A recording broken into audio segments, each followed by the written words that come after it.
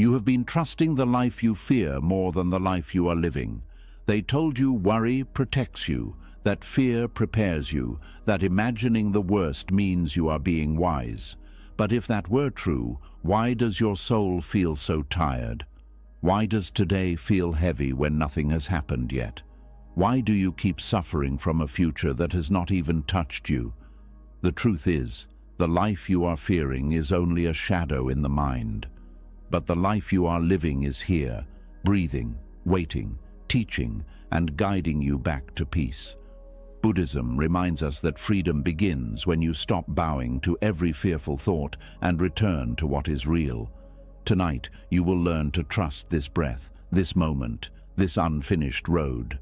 Your mind will slow down, your body will soften, and the future will stop feeling like an enemy. This is not just a lesson about peace. This is a return to the life already holding you. Are you ready? Let's begin. Sometimes the mind becomes so busy trying to survive tomorrow that it forgets to live today. You carry conversations that have not happened yet, fear losses that have not arrived, and quietly prepare your heart for storms that may never come. Little by little, the present moment starts feeling invisible. But peace returns when you finally stop asking life to reveal the whole map before you take the next step. And that is where this journey truly begins. There is a silent suffering many people carry without even realizing it. It is the suffering of needing life to explain itself before they can trust it. They want guarantees before commitment, certainty before movement, proof before peace. They keep telling themselves, once I know everything will work out, then I will relax. But life has never worked that way. The road has always revealed itself one step at a time. This is one of the deepest teachings in Buddhism. The present moment does not need to explain itself in order to have value. A seed underground looks like nothing before it becomes a tree. Winter looks empty before spring quietly returns. In the same way, many parts of your life may feel confusing right now, but confusion is not proof that your path is wrong. Sometimes it simply means you are standing in the middle of your becoming. Fear always demands a full explanation. Peace does not. Fear says, what if this fails? Peace says, walk anyway. Fear says, what if things never improve? Peace says, this moment is still worthy of your presence. The human mind struggles deeply with uncertainty because it wants protection. It wants to predict every possible pain before it arrives. But the strange thing is that this attempt to avoid suffering often creates even more suffering. You begin living as if danger is everywhere. Your body stays tense, your thoughts never rest. Even beautiful moments become interrupted by silent fear. You drink coffee while worrying about next year. You sit with loved ones while mentally preparing for loss. You finally achieve something important, yet your mind immediately asks, but what if it disappears? This is why so many people feel exhausted without understanding why. Their body is living in the present, but their mind is constantly traveling into imaginary futures. Buddhism teaches something radical but deeply healing. It teaches that reality only exists here, not in tomorrow, not in the disaster your mind keeps rehearsing, not in the version of life fear keeps creating. Reality exists in this breath, this room, this step, this moment. And when you begin returning to this moment fully, something changes inside you. Your nervous system softens. Your thoughts slow down.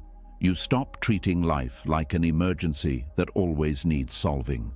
There is a reason peaceful people often seem so calm even during uncertainty. It is not because they know everything will work out perfectly. It is because they stopped demanding certainty before allowing themselves to live. Many people postpone peace. They say, I will finally relax once my finances improve. I will enjoy life once I know the future is secure.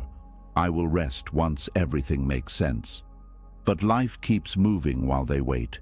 Years pass inside mental tension.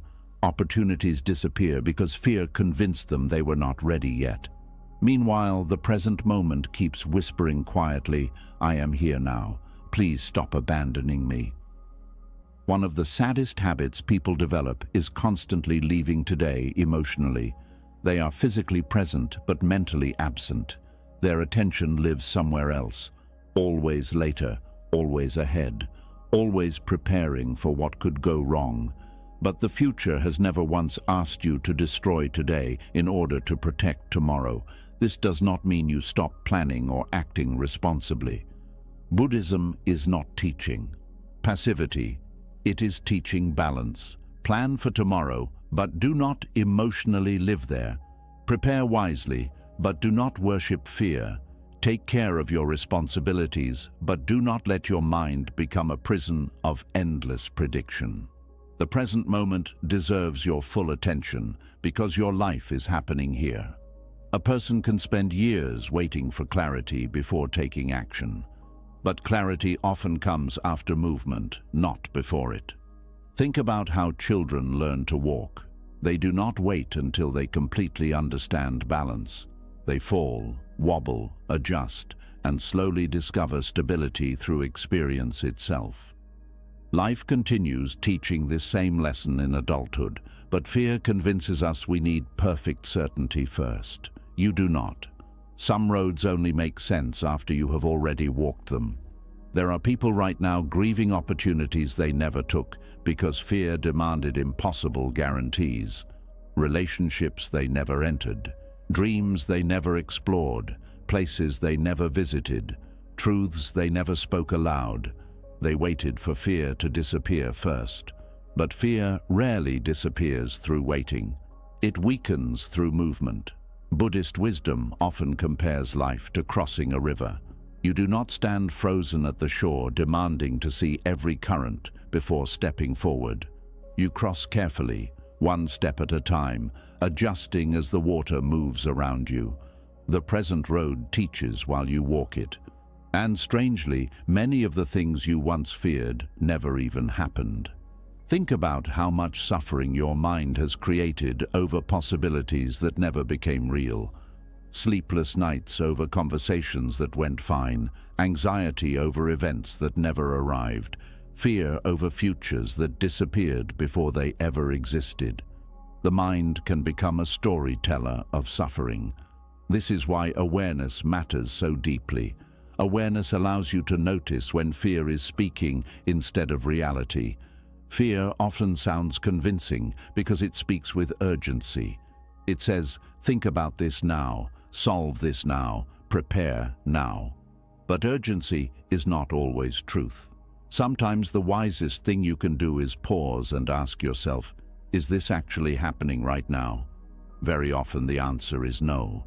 You are simply standing inside an imagined future while ignoring the life already around you. This habit slowly disconnects people from joy. They stop noticing simple beauty because fear keeps their attention trapped elsewhere. They miss sunsets while worrying about retirement.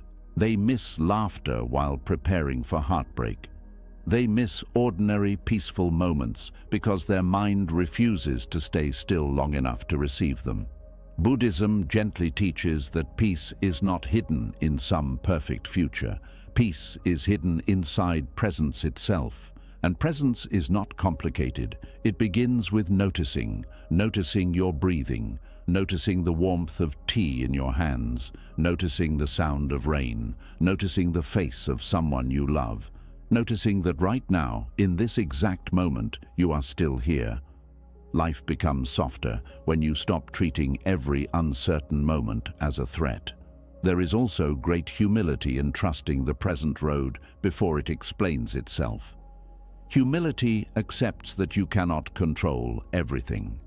It accepts that life will always contain mystery.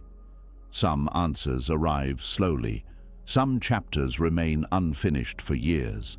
Some experiences only reveal their meaning long after they happen, and that can feel uncomfortable for a mind addicted to certainty. But certainty has never truly existed anyway. People try desperately to secure life completely, yet life keeps changing.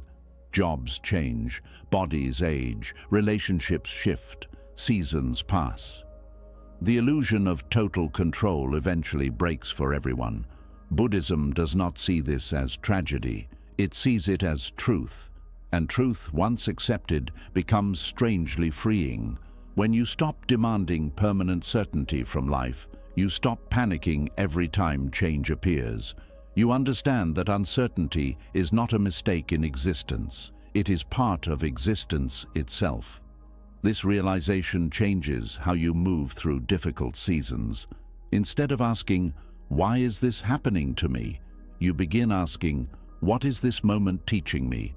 Instead of resisting every unknown, you become more curious about life itself. Instead of collapsing every time fear appears, you learn to sit beside discomfort without immediately obeying it.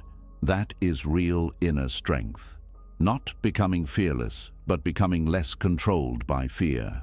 Even Buddha himself taught that suffering often comes from attachment. And one of the strongest attachments humans carry is attachment to certainty. We want fixed outcomes, guaranteed futures, permanent comfort. But life keeps reminding us that everything changes. The moment you stop fighting this truth, your heart becomes lighter.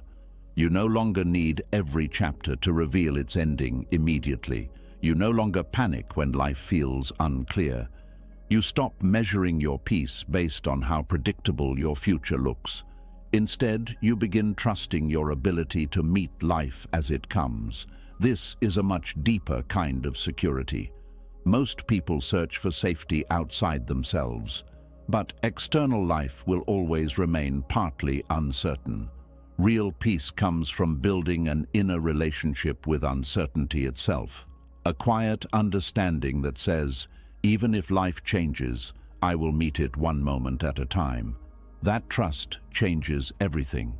It allows you to rest again. It allows you to sleep without carrying tomorrow in your chest. It allows you to enjoy ordinary moments without mentally escaping them.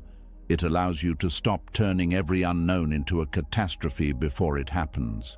There is something deeply sacred about finally allowing yourself to be where you are, not 5 years ahead, not trapped inside yesterday, here.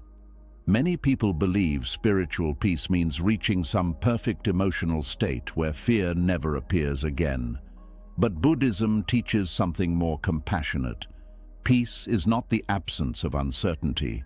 It is the ability to remain grounded even while uncertainty exists. The ocean still has waves, yet its depth remains calm. Your mind can learn this too. Thoughts will still come. Fear may still visit sometimes, but you stop treating every fearful thought like prophecy. You stop building your identity around anxiety. You stop assuming uncertainty means danger. Instead, you breathe, you observe, you return, again and again. This returning becomes a form of healing, and over time, you begin noticing something beautiful. Life was never asking you to predict everything. It was only asking you to participate honestly in the moment you are in. There are people who spend their entire lives mentally preparing for pain, only to realize they forgot to actually live. They waited for certainty that never arrived. They postponed joy until conditions felt perfect. They delayed peace until fear disappeared completely. But peace does not arrive when life becomes fully predictable. Peace arrives when you stop demanding that it must. Tonight, as you continue listening, let yourself loosen your grip on the future a little. You do not need to solve your whole life right now. You do not need every answer tonight. You do not need to carry every possible tomorrow inside your mind. The road beneath your feet is enough for now. Trust the step you can see. Trust the breath you are taking. Trust the life that is already here, quietly unfolding one moment at a time. Little by little, you begin to see that peace is not found by controlling the future. It is found by returning to the present without fear ruling your mind. But as soon as you try to rest inside the moment, another struggle quietly appears. The mind itself begins speaking. A single fearful thought can change the entire feeling of your day. One moment feels calm, then suddenly your mind whispers, "What if everything falls apart?" And your body immediately tightens as if danger is already standing at the door. This is where many people unknowingly lose their peace, not because reality is attacking them, but because they believe every fearful thought that enters their mind. And Buddhism teaches something deeply freeing. A thought is not automatically the truth just because it appears. There are nights when the mind becomes louder than the world itself. The room is quiet, nothing dangerous is happening, yet inside, thoughts begin moving like a storm. Thoughts about failure, rejection, illness, loss, embarrassment, regret, uncertainty. The mind starts creating scenes that feel so real, your body reacts as though those scenes are already happening. Your heart beats faster, your stomach tightens, sleep disappears, and all of it began with a thought.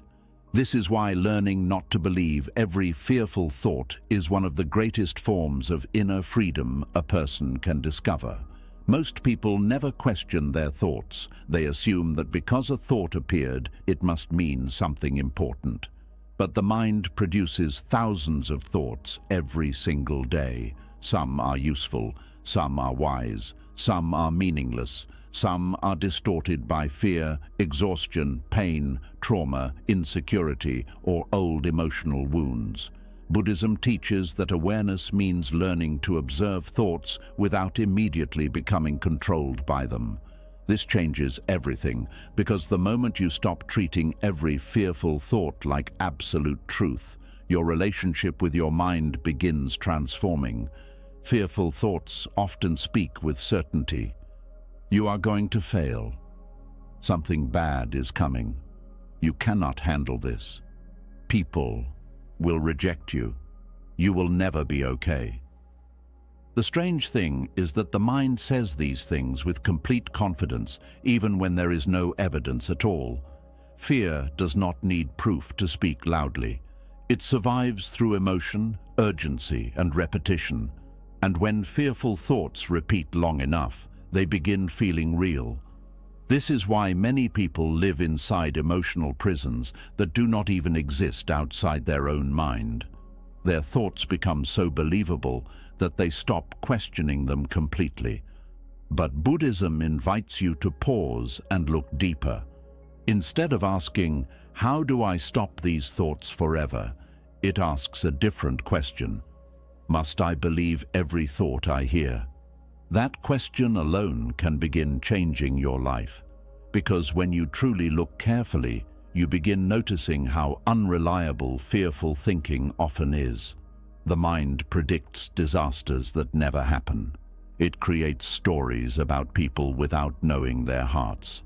It turns uncertainty into catastrophe. It confuses possibility with certainty. A fearful thought says, "This could happen." Then anxiety changes it into, "This will happen." And the body responds accordingly. This is why fear can feel so convincing.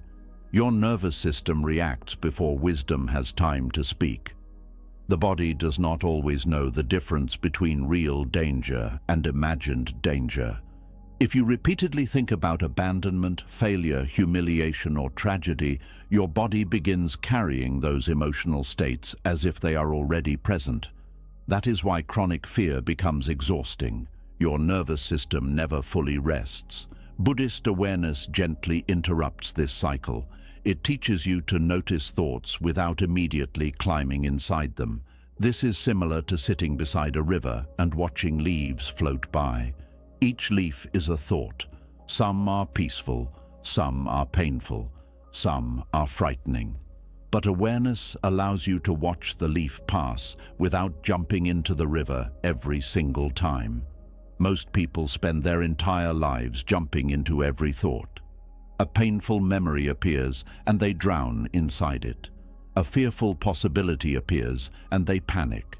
An insecure thought appears and they believe it defines them.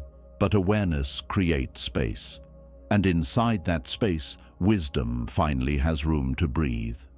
One of the greatest misunderstandings about spiritual peace is believing peaceful people have no fearful thoughts. They do. The difference is that they no longer worship every thought their mind produces. They understand that thoughts are weather, not identity.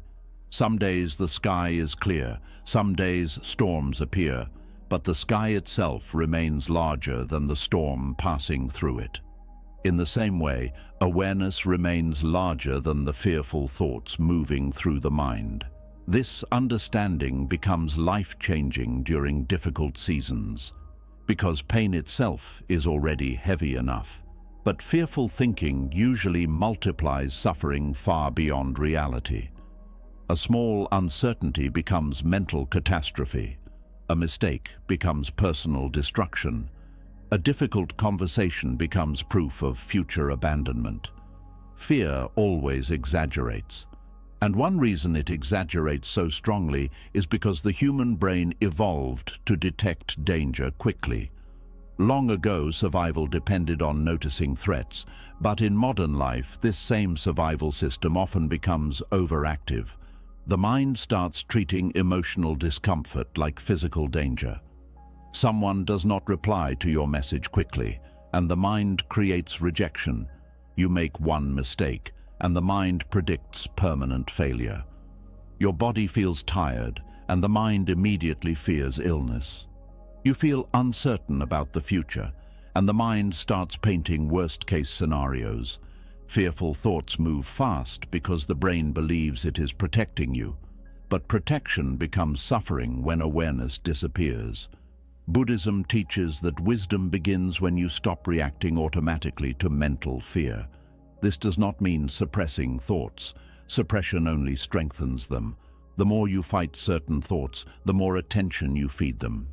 It becomes like trying not to think about a loud noise while constantly listening for it. Instead, Buddhism teaches gentle observation. You notice the thought, you breathe, you let it exist without instantly obeying it. This sounds simple, but it requires deep inner discipline. Because fearful thoughts crave immediate reaction. They want urgency, they want emotional panic, they want your full attention. Awareness quietly says, "Let me look more carefully first." And often, when you slow down enough, you realize the thought itself is not the problem. The attachment to the thought is the real source of suffering. A fearful thought enters the mind. That part is natural, but then the mind grabs onto it, repeats it, builds stories around it, predicts outcomes, creates emotional movies, and slowly, a single passing thought becomes an entire emotional world. Many people suffer more from imagined futures than present reality. That is why mindfulness matters so deeply. Mindfulness returns you to direct experience instead of mental storytelling. Right now, perhaps your breathing is steady. Right now, perhaps you are safe. Right now, perhaps the disaster exists only inside thought. Mindfulness reconnects you to what is actually happening instead of what fear predicts could happen. This does not mean ignoring real problems. Buddhism never teaches denial. If action is needed, you take action. If responsibility exists, you handle it wisely. But fear often creates suffering long before any real action is even necessary. Some people spend years emotionally rehearsing tragedies that never arrive. They live in constant anticipation of pain. And sadly, this habit steals their ability to experience peace, even during beautiful moments. Fearful thinking disconnects people from life itself. You can sit beside the ocean while mentally drowning somewhere else. You can receive love while secretly expecting loss. You can achieve something meaningful, yet immediately fear losing it. Fear makes the mind incapable of resting, and when the mind never rests, the soul becomes tired. This is why Buddhist practice places so much importance on stillness. Stillness allows you to finally hear your thoughts clearly instead of being unconsciously dragged by them. Most people move so quickly through life, they never stop to examine the quality of their own thinking. But when you sit quietly, you begin noticing patterns. You notice how often fear repeats old stories. You notice how quickly the mind assumes danger. You notice how much suffering comes not from life itself, but from the interpretation of life. This awareness can feel uncomfortable at first, because it reveals how much fear has been quietly controlling your inner world. But awareness is also healing because you cannot change what you never notice. One of the deepest Buddhist truths is that thoughts are temporary visitors. No thought stays forever. Even the most painful mental storm eventually changes. But when you believe every thought completely, you become trapped inside temporary mental weather. A fearful thought may say, "You will always feel this way." But that thought itself has appeared and disappeared many times before. Everything changes. Thoughts change, emotions change, fear changes, life changes. This truth becomes incredibly comforting once deeply understood, because it reminds you that you do not need to panic every time difficult thoughts appear. You do not need to treat every wave as permanent. You can let thoughts move through you without building your home inside them. This is part of emotional maturity. A mature mind does not believe everything it thinks. It questions fear gently. It creates space before reacting. It recognizes emotional exaggeration. It understands that thoughts can be influenced by stress, loneliness, trauma, exhaustion, insecurity, and countless other conditions. This creates compassion toward yourself. Instead of attacking yourself for having fearful thoughts, you learn to meet them with patience. You stop saying, "What is wrong with me?" and begin saying, "Ah, fear is visiting again." That small shift changes the entire emotional experience, because now you are no longer fused with the fear. You are observing it, and observation weakens unconscious control. The Buddha often spoke about the importance of right view. Right view means seeing reality clearly instead of through distortion. Fear distorts reality constantly. It magnifies uncertainty. It shrinks hope. It predicts permanence during temporary moments. But awareness restores balance. You begin seeing thoughts as mental events, not commands. This becomes especially important in moments of emotional pain. After heartbreak, failure, rejection, or disappointment, fearful thoughts often become extremely convincing. The mind says, "You will never recover. You will always be alone. Your life is ruined." But these thoughts are usually emotional reactions, not objective truth. And if you can avoid fully identifying with them, healing becomes possible much sooner. Many people accidentally deepen suffering by treating temporary emotional thoughts as permanent life conclusions. Buddhism teaches patience during emotional storms, not passive waiting, but grounded awareness. A reminder that thoughts are not solid reality. They are passing mental formations. There is also incredible freedom in realizing you are not your thoughts.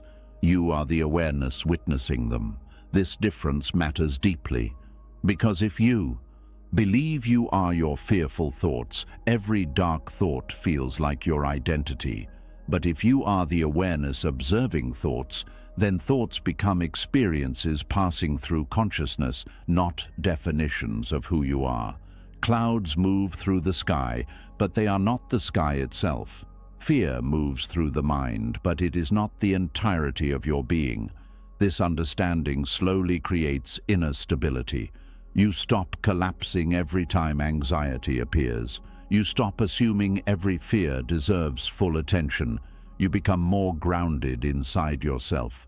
And strangely, the less you fear fearful thoughts themselves, the weaker their control becomes. Many people suffer twice, first from life, then from fearing their own thoughts about life. But awareness softens this second layer of suffering. You learn that a fearful thought does not automatically require panic. Sometimes it simply requires patience, breathing, and gentle observation. There is also deep wisdom in realizing that not every thought deserves engagement. Some thoughts are like strangers knocking on the door of your mind. You do not need to invite all of them inside for tea. Some thoughts can simply be noticed and allowed to pass. This saves enormous emotional energy, because many people spend hours arguing internally with thoughts that were never worthy of serious attention in the first place. A random fear appears, and they begin mentally wrestling with it all day. But awareness learns discernment. It asks, is this thought helpful? Is this thought true? Is this thought creating clarity or unnecessary suffering? These questions create emotional intelligence, and emotional intelligence creates peace. Over time, you begin trusting awareness more than fear itself. You realize thoughts are not masters. They are visitors. Some visitors offer wisdom. Some offer confusion. You can learn the difference, and perhaps one of the most healing realizations of all is this: you do not need to eliminate every fearful thought in order to live peacefully. You only need to stop surrendering your entire life to them. Fear may still speak sometimes, but it no longer becomes the voice guiding every decision. Awareness becomes stronger, presence becomes stronger, trust becomes stronger. And slowly, the mind that once felt like an endless battlefield becomes quieter, softer, and more spacious. Not because life became perfect, but because you finally learned that every fearful thought does not deserve your belief. Once you stop believing every fearful thought automatically, another truth slowly begins to reveal itself. Many of the lives you are terrified of living do not actually exist. They are mental shadows created by fear, uncertainty, memory, and imagination. The mind can create suffering so vivid that the body reacts before reality even arrives. A future that has never happened can still steal your sleep, your joy, your confidence, and your peace. And over time, people begin living as prisoners of shadows instead of participants in real life. This next step is about seeing those shadows clearly for what they are. There is a strange habit the human mind has developed over time.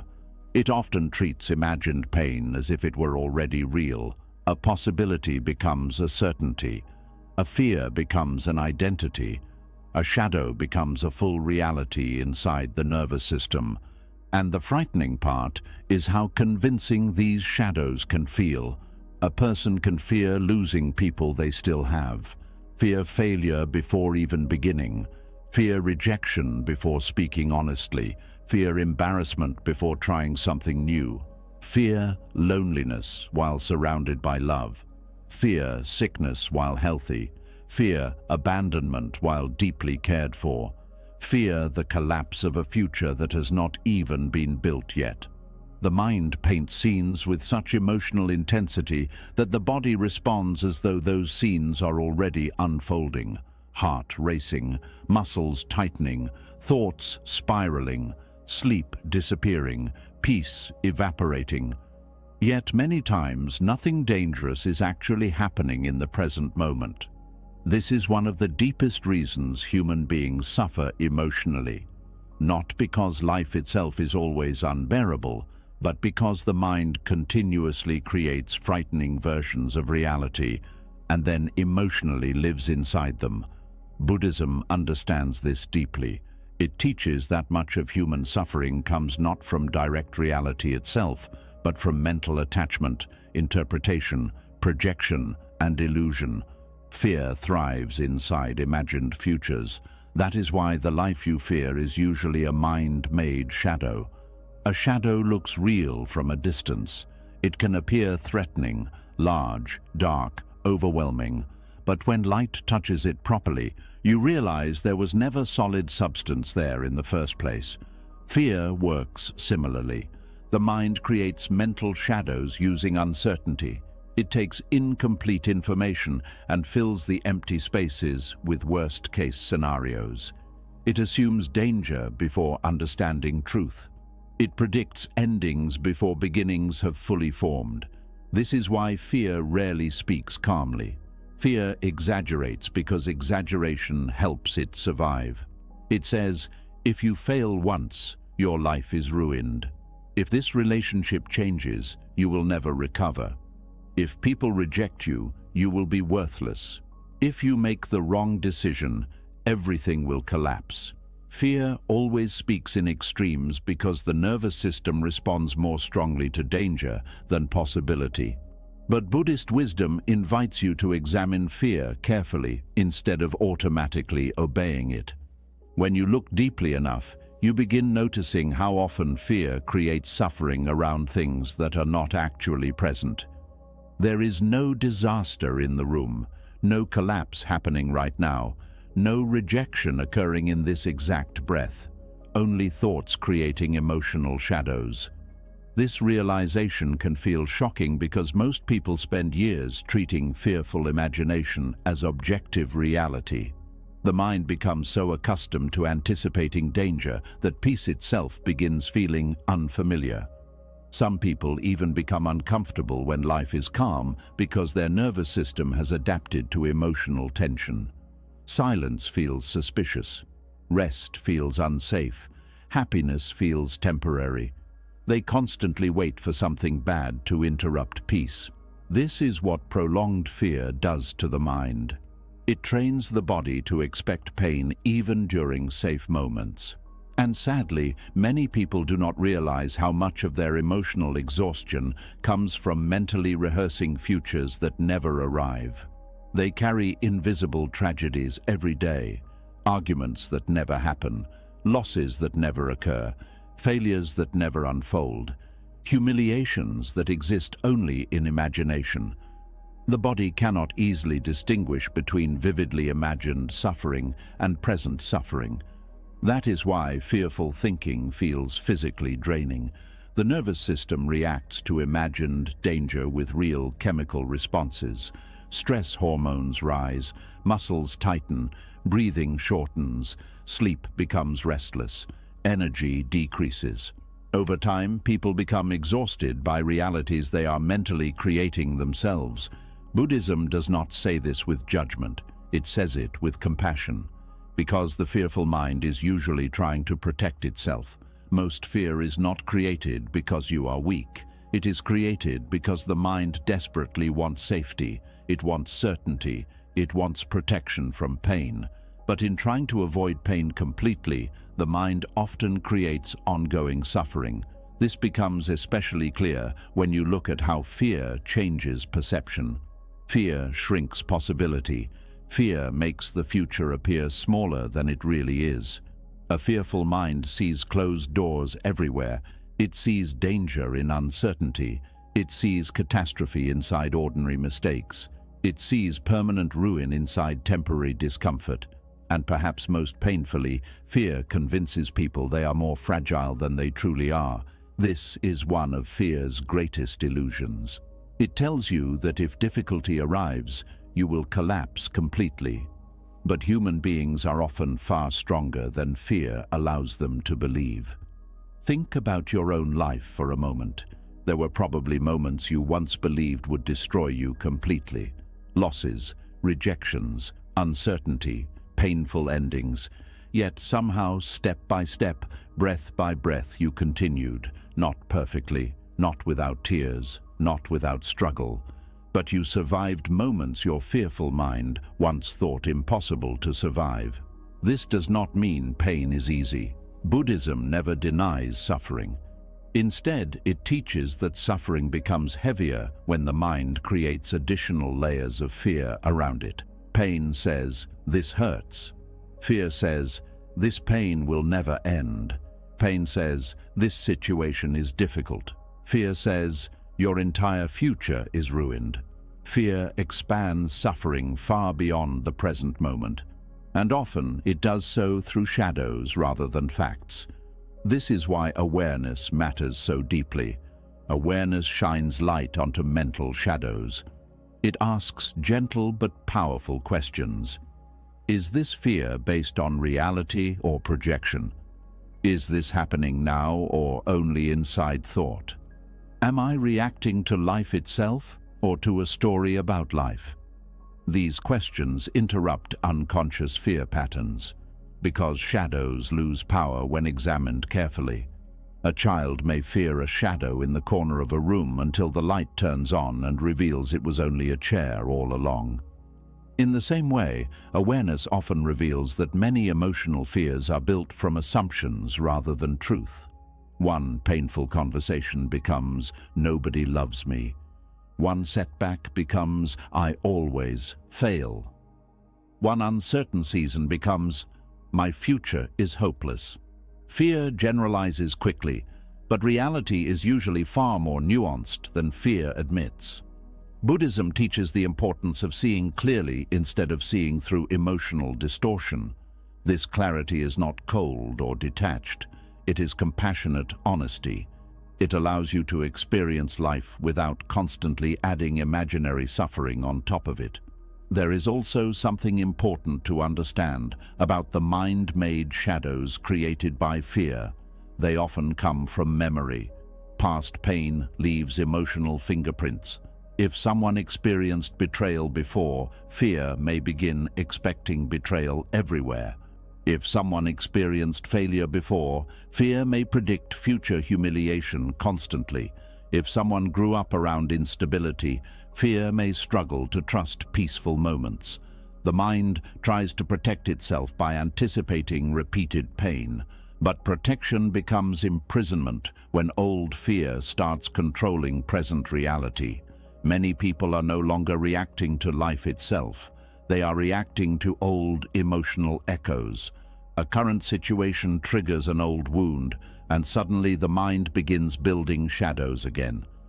This is why healing matters. Not because healing erases memory completely, but because healing helps you stop confusing past pain with present truth. A healed mind becomes more capable of seeing reality as it is, instead of constantly filtering it through old fear. This creates emotional freedom. You stop expecting disaster in every uncertain moment. You stop assuming every ending means destruction. You stop carrying the emotional weight of imaginary futures everywhere you go. And perhaps most importantly, you begin reconnecting with reality itself. Reality is often far gentler than fear's predictions. Not always easy, not always perfect, but gentler than the mind's catastrophes. There is deep peace in finally realizing that you do not need to prepare emotionally for every possible disaster in order to survive life. Many people think constant worry makes them safer, but endless worry rarely prepares the soul wisely. It simply keeps the nervous system trapped in continuous anticipation. True preparation comes from presence, not panic. Presence allows you to respond clearly when life actually requires action. Fear exhausts energy long before action is necessary. This is why people consumed by anxiety often feel emotionally drained before anything has even happened. They are fighting shadows all day. Buddhist practice gently teaches the art of returning to direct experience. This cup of tea, this breath, this conversation, this sunset, this ordinary moment. Fear pulls attention toward imaginary futures. Presence returns attention to living reality. And living reality is usually much smaller and more manageable than fearful imagination. The mind says, "Your whole future is collapsing." Reality says, "Right now, you are sitting in a chair breathing." The mind says, "Everything is going wrong." Reality says, "This moment is difficult, but not every part of life is destroyed." Fear thinks globally, wisdom thinks clearly. This distinction matters enormously because fearful thinking often removes perspective completely. One challenge begins feeling like the entire story of your life. One uncertainty begins feeling endless, but reality keeps moving, life keeps changing, feelings keep shifting, situations keep evolving, and shadows disappear when conditions change. This is one reason Buddhism places such importance on impermanence. Impermanence reminds you that no emotional state lasts forever. Fear tells you painful feelings are permanent. Reality shows they move like weather. Storms pass. Night becomes morning. Wounds slowly heal. Confusion eventually shifts. Even grief changes shape over time. Impermanence does not erase pain, but it prevents fear from turning pain into permanent identity. A fearful mind says, "You will always feel this way." Wisdom quietly replies, "Everything changes." There is profound comfort in this truth, especially for people trapped inside emotional fear for long periods.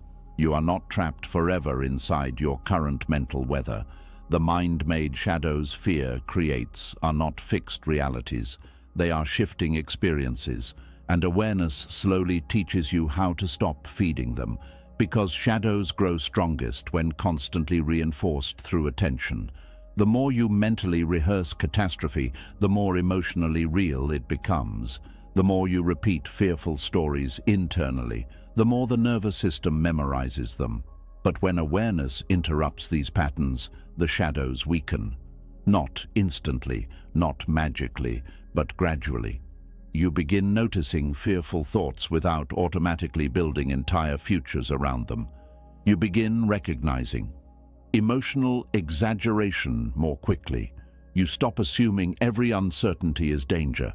You stop treating every uncomfortable emotion like proof that something terrible is happening. And slowly, space returns to the mind.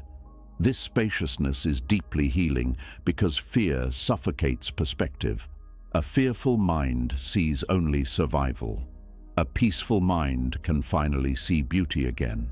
The sound of birds in the morning, warm sunlight through a window, a meaningful conversation, the comfort of stillness, the softness of ordinary moments. Fear disconnects people from these experiences because it keeps attention trapped inside imagined futures. This is why so many people miss their own lives while trying to mentally control what has not happened yet. They live beside beauty but cannot receive it. They live beside love but cannot trust it.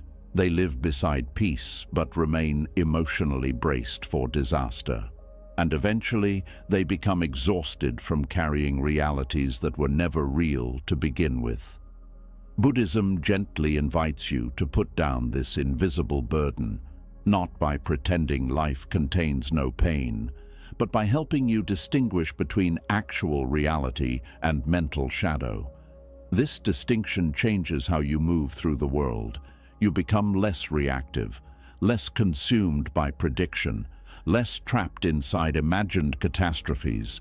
You stop feeding fear endless authority, and something surprising begins happening.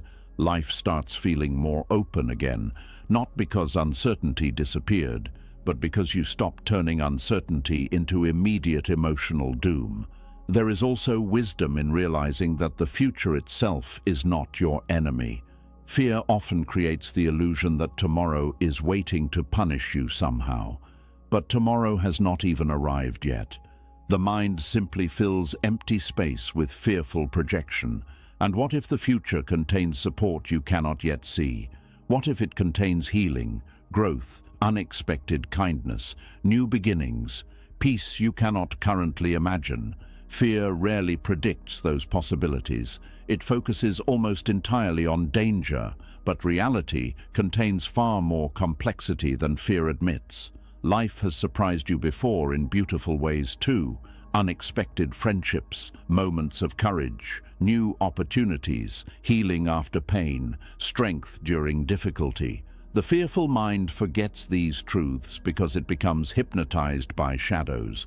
But awareness remembers. Awareness sees more clearly. Awareness notices that fear is often a storyteller, not a prophet. And this understanding becomes one of the most freeing realizations on the spiritual path. You do not need to live under the authority of every shadow your mind creates. You can acknowledge fear without worshipping it. You can experience uncertainty without collapsing inside it. You can move through life without constantly preparing for imaginary destruction.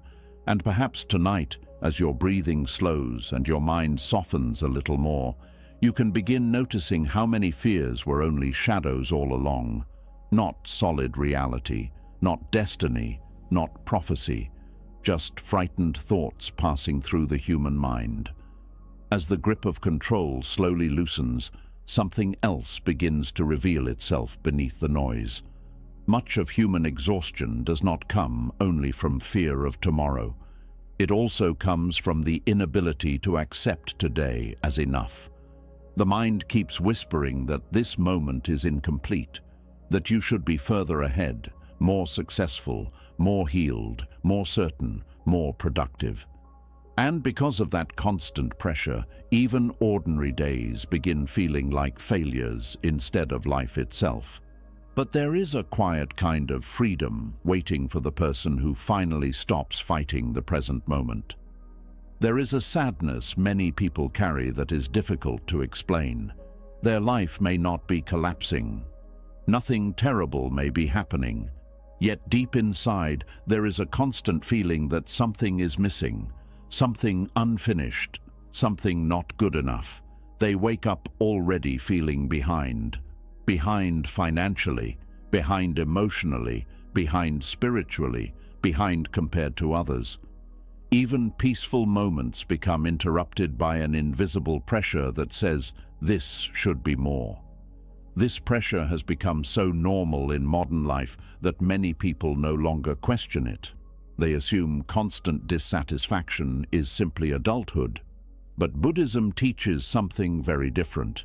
It teaches that endless dissatisfaction often comes from the inability to fully arrive inside the life already happening. People keep postponing contentment. I will finally feel at peace once I achieve this. I will finally rest once I become that. I will finally enjoy life once everything improves. But the strange thing is that the mind rarely stops moving the finish line. One goal is reached, and another immediately appears. One problem disappears, and the mind quickly searches for the next thing to worry about. This creates a life where the soul is never allowed to fully rest.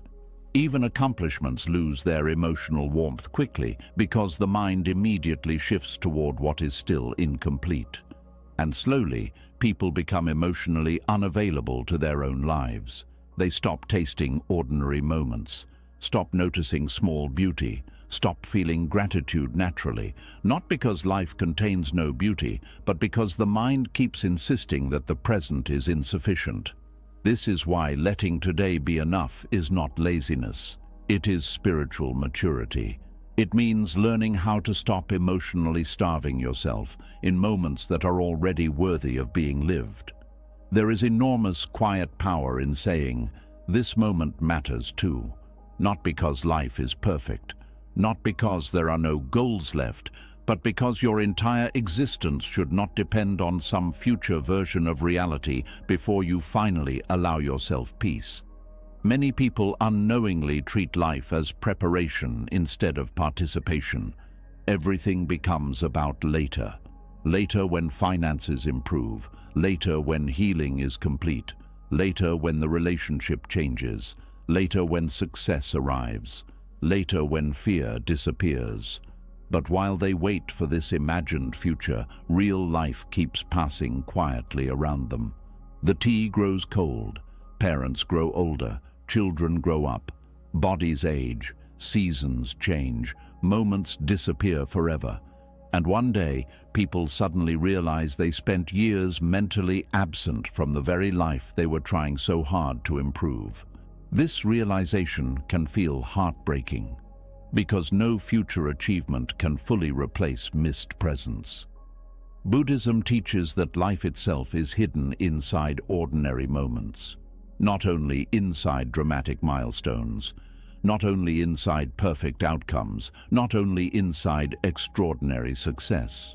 Peace often hides inside very small things: a slow morning, a deep breath, warm sunlight entering a room, a calm conversation, silence after rain, the feeling of being alive without needing to prove anything for a moment. But people miss these experiences constantly because the mind remains trapped inside striving. Striving itself is not always wrong. Growth matters, responsibility matters, purpose matters. Buddhism does not teach passivity or apathy, but there is a difference between healthy movement and endless emotional dissatisfaction. Healthy movement says, I can continue growing while still appreciating today. Emotional dissatisfaction says, nothing is enough until I become someone else. That second voice creates deep suffering because it disconnects you from your own life. Many people secretly believe that if they stop pressuring themselves constantly, they will lose ambition. But often the opposite happens. Constant internal pressure exhausts creativity, damages peace, and weakens emotional clarity. The mind performs better when it is not constantly under emotional attack. There is wisdom in slowing down enough to fully inhabit the day you are already living. Not the fantasy version, not the future version. This one, the unfinished one, the imperfect one, the ordinary one. This is where life actually exists. A person can spend years chasing extraordinary moments while overlooking the quiet miracle of simply being alive, breathing, feeling, seeing, hearing, existing. Buddhist teachings often return to simplicity because simplicity reconnects people with reality itself. Reality is often simpler than the mind allows. Right now, perhaps there is food available, air entering your lungs, a bed to sleep in, someone who cares about you, a small moment of stillness, a chance to begin again tomorrow. But the dissatisfied mind ignores these things quickly because it has become trained to focus mainly on absence. What is missing? What is incomplete? What still needs fixing? This mental habit creates chronic emotional hunger. No moment satisfies fully because attention stays locked onto deficiency. And social comparison makes this even worse. Modern life constantly encourages people to measure themselves against others, other people's achievements, other people's appearance, other people's relationships, other people's lifestyles. This comparison slowly poisons presence, because now today is no longer experienced directly. It becomes evaluated constantly. Am I successful enough, attractive enough, productive enough, far enough ahead? And even if life is objectively meaningful, comparison convinces the mind it is still lacking. Buddhism gently interrupts this cycle by returning awareness inward instead of outward, not in selfishness, but in grounded presence. You begin asking different questions. Am I awake to my life right now? Am I fully here? Can I appreciate this moment without needing it to become something else first? These questions shift the nervous system out of constant deficiency, and slowly, gratitude becomes more natural again. Not forced gratitude, not pretending suffering does not exist, but honest appreciation for what is already here. This changes emotional energy profoundly, because gratitude and constant dissatisfaction cannot fully occupy the same mental space simultaneously. One notices enoughness, the other notices absence endlessly, and enoughness is deeply healing. Enoughness says, this meal is enough for tonight. This breath is enough for now. This step is enough for today. This moment does not need to become extraordinary to matter. Many people never learned this emotionally. They were taught that worth comes only through achievement, productivity, perfection, or constant improvement. So they developed an inner voice that never stops demanding more progress, more certainty, more proof, more accomplishment. But eventually the soul becomes exhausted from never being allowed to arrive anywhere emotionally. Even rest becomes guilt. Even slowing down feels wrong. Even peaceful moments become interrupted by the thought, I should be doing something else. This is one reason so many people struggle to truly relax. Their nervous system has become addicted to striving. Stillness feels unfamiliar. Enoughness feels suspicious. Presence feels unproductive.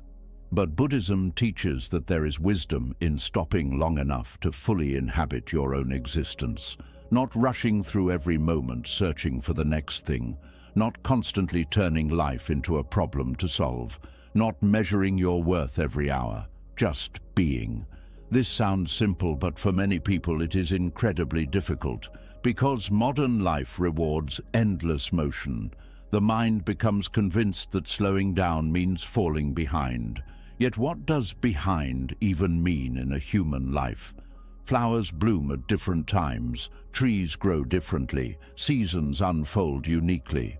Nature itself does not compare constantly, only humans torture themselves this way, and much suffering disappears when comparison loosens its grip. You stop needing your life to look exactly like someone else's timeline. You stop treating your current season as failure simply because it looks different. You stop believing peace belongs only to people who have already arrived. Because the truth is, many people who appear successful externally still feel emotionally restless internally. Achievement alone does not create peace. A person can accomplish enormous things while remaining unable to enjoy ordinary existence. The problem was never only external circumstances. The problem was the inability to let the present moment be enough. This inability creates endless emotional postponement. People postpone joy, postpone rest, postpone appreciation, postpone peace, always waiting for a better chapter before finally allowing themselves to feel alive. But life is not only happening in future chapters, it is happening now. And perhaps one of the saddest things a person can realize is how many beautiful ordinary moments were emotionally abandoned while chasing some imagined perfect future. A peaceful breakfast ignored because of anxiety. A conversation missed because of overthinking. A quiet evening ruined by future fear. A beautiful season unnoticed because the mind stayed elsewhere. This is why presence matters so deeply. Presence restores intimacy with life, and intimacy with life creates peace naturally. When you fully taste food, listen carefully, breathe slowly, walk attentively, and remain emotionally available to ordinary moments, life becomes richer again. Not because circumstances changed dramatically, but because attention changed. Attention shapes emotional reality. A mind obsessed with lack experiences life differently than a mind capable of noticing quiet abundance. And abundance is not always material. Sometimes abundance is simply enough emotional space to appreciate being alive. Enough stillness to notice beauty, enough awareness to stop rushing past your own existence. There is also wisdom in understanding that today does not need to solve your entire life in order to matter. Some days are ordinary, some days are slow, some days contain confusion, some days contain healing that cannot yet be measured. The modern mind struggles with this because it wants visible progress constantly. But many important things grow invisibly for long periods. Roots grow underground before trees appear above the surface. Healing often unfolds quietly before external change becomes visible. Inner peace develops gradually. Not every meaningful day will look dramatic. And that is okay. A quiet day is not a wasted day. A peaceful moment is not meaningless because it produces nothing measurable. There is tremendous value in simply existing without constant internal warfare. The nervous system heals through moments of safety. The heart heals through moments of presence. The spirit heals through moments of enoughness. This is why letting today be enough becomes such powerful medicine. It interrupts chronic emotional striving. It softens perfectionism. It weakens comparison. It allows gratitude to breathe again. And slowly, life begins feeling more human, more spacious, more livable.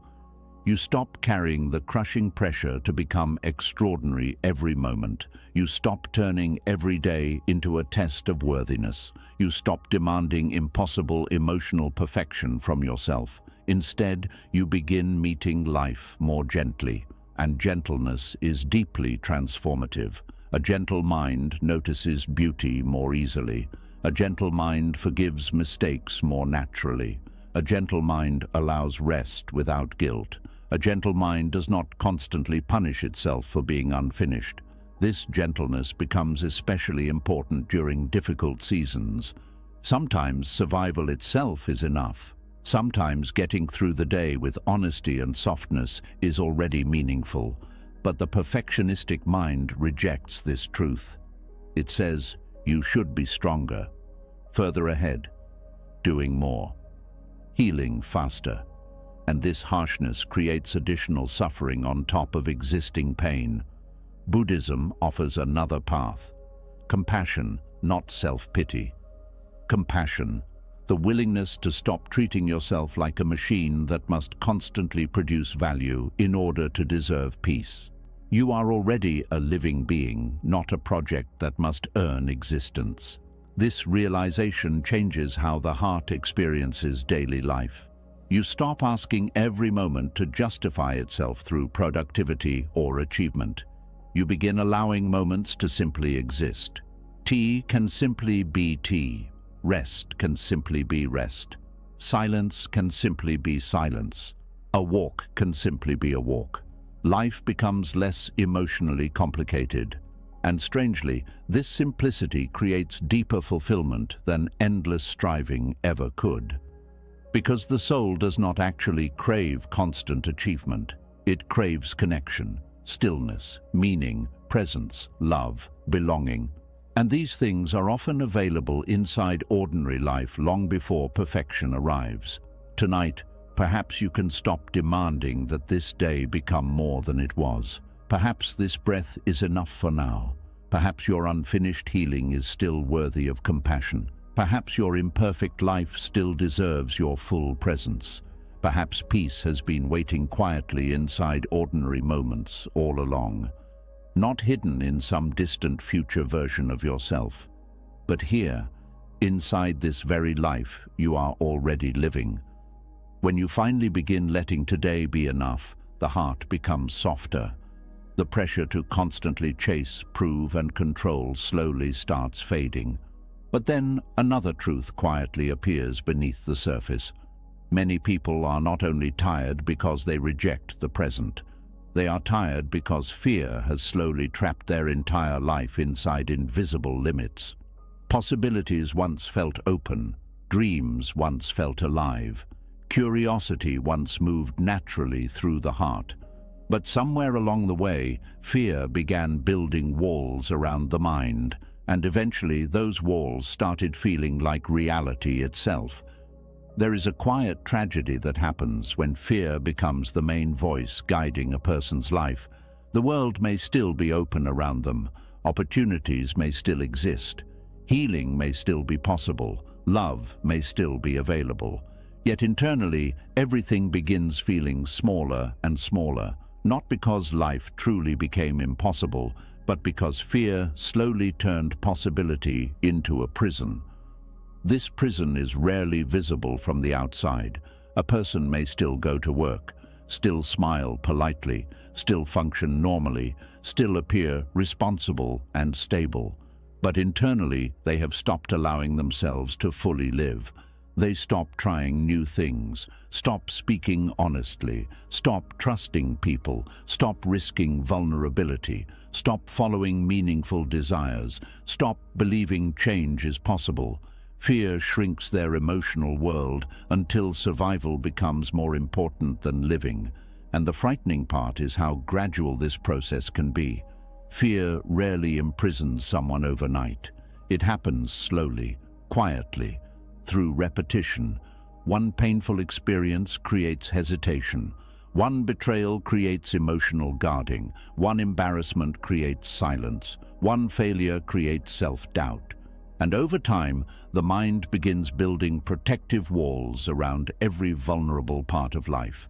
At first, these walls seem helpful. Avoid rejection, avoid disappointment, avoid uncertainty, avoid pain. But eventually, protection becomes confinement. The same walls that block pain also block joy, intimacy, growth, creativity, love, and freedom. This is why Buddhism speaks so deeply about attachment and fear. Fear often disguises itself as safety. But what humans call safety sometimes becomes emotional imprisonment. There are people who never fully love because fear tells them loss would destroy them.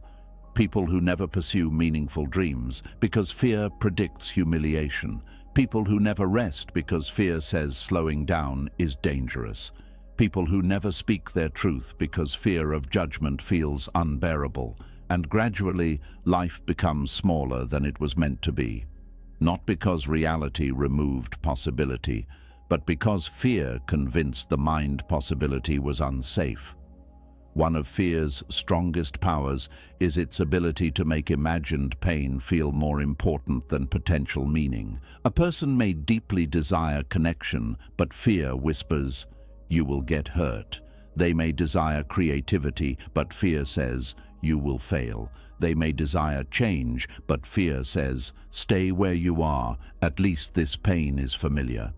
And familiarity becomes mistaken for safety. This is one reason humans sometimes remain inside painful situations for years. Not because they enjoy suffering, but because uncertainty feels more frightening than familiar discomfort. Fear says, "At least you know this pain." The unknown becomes terrifying because it cannot be controlled fully. Buddhist wisdom gently challenges this fear-based way of living. It asks an important question. What kind of life is created when fear becomes your primary guide? Usually the answer is not peace. It is limitation, tension, emotional contraction. A life organized mainly around avoiding discomfort instead of experiencing truth. And while avoidance may reduce certain risks temporarily, it also reduces aliveness. Because meaningful life always contains vulnerability. Love requires vulnerability. Growth requires vulnerability. Healing requires vulnerability. Authenticity requires vulnerability. Even hope itself requires vulnerability. Fear tries to eliminate vulnerability completely. But when vulnerability disappears entirely, so does emotional openness. This creates a hidden loneliness inside many people. They protect themselves so thoroughly that nothing deeply touches them anymore. No deep connection, no real openness, no emotional freedom, only careful emotional management. And eventually the soul becomes tired of living behind walls. There is a difference between wisdom and fear-based avoidance. Wisdom says, move carefully. Fear says, never move at all. Wisdom allows discernment. Fear creates paralysis. Many people confuse the two. They believe avoiding all emotional risk is maturity. But Buddhism teaches that clinging tightly to emotional safety often creates suffering of its own, because life itself is movement, change, impermanence, flow. Trying to freeze life into total emotional predictability creates enormous internal tension, and tension slowly hardens the heart. Fear also changes how possibility itself is perceived. A peaceful mind sees multiple paths. A fearful mind sees only danger. This is why two people can face the same situation while experiencing completely different realities internally. One sees opportunity, the other sees catastrophe. One sees growth, the other sees humiliation. One sees uncertainty, the other sees doom. The external situation may be similar, but the relationship with fear changes everything. Fear narrows vision. This narrowing affects every area of life. Relationships become difficult because fear expects abandonment. Creativity becomes blocked because fear fears criticism. Rest becomes impossible because fear expects disaster. Decision-making becomes exhausting because fear predicts irreversible failure. The nervous system becomes trapped in constant emotional defense. And slowly, possibility disappears behind mental bars. Buddhism teaches awareness precisely because awareness interrupts unconscious fear patterns. Awareness allows you to notice when fear is reducing your life unnecessarily. You begin asking, am I truly unsafe right now, or am I emotionally conditioned to expect danger? Is fear protecting me wisely or imprisoning me? Have I mistaken emotional contraction for safety? These questions create enormous insight. Because fear often speaks with authority even when its predictions are inaccurate. Many fears never happen. Many disasters imagined by the mind never arrive. And even when difficulties do appear, human beings are often far more resilient than fear predicted. But fear rarely admits this. Fear prefers emotional certainty over truthful complexity. It says, if you open your heart, you will suffer. But reality is more nuanced. You may suffer sometimes. You may also experience love, healing, connection, and beauty beyond what fear can currently imagine. Fear only tells half the story. This incomplete storytelling traps many people inside emotional prisons they do not recognize. They assume they are being realistic when they are actually being controlled by anxiety. And because fear feels emotionally intense, it becomes believable. The body reacts strongly. The mind overfocuses. The nervous system becomes alert. Everything feels urgent. But emotional intensity does not automatically equal truth. This is one of the most important lessons Buddhist awareness teaches. A thought can feel powerful and still be distorted. A fear can feel convincing and still be incomplete. A possibility can feel dangerous while secretly containing growth. Many important experiences in life initially feel uncertain. The first honest conversation, the first vulnerable moment after heartbreak, the first attempt after failure, the first step into change. Fear usually appears before meaningful expansion. This is natural. The problem begins when fear becomes the final decision maker instead of simply a passing emotional response, because then life becomes organized around emotional avoidance, and avoidance slowly weakens confidence. Each avoided experience teaches the nervous system, yes, this really was too dangerous. Avoidance temporarily reduces anxiety, but it strengthens fear long-term. This creates a painful cycle. The more fear controls decisions, the smaller life becomes. The smaller life becomes, the less confidence grows. The less confidence grows, the stronger fear appears. And eventually, even small risks begin feeling overwhelming. This is how possibility turns into prison. Not through one dramatic moment, but through repeated emotional retreat.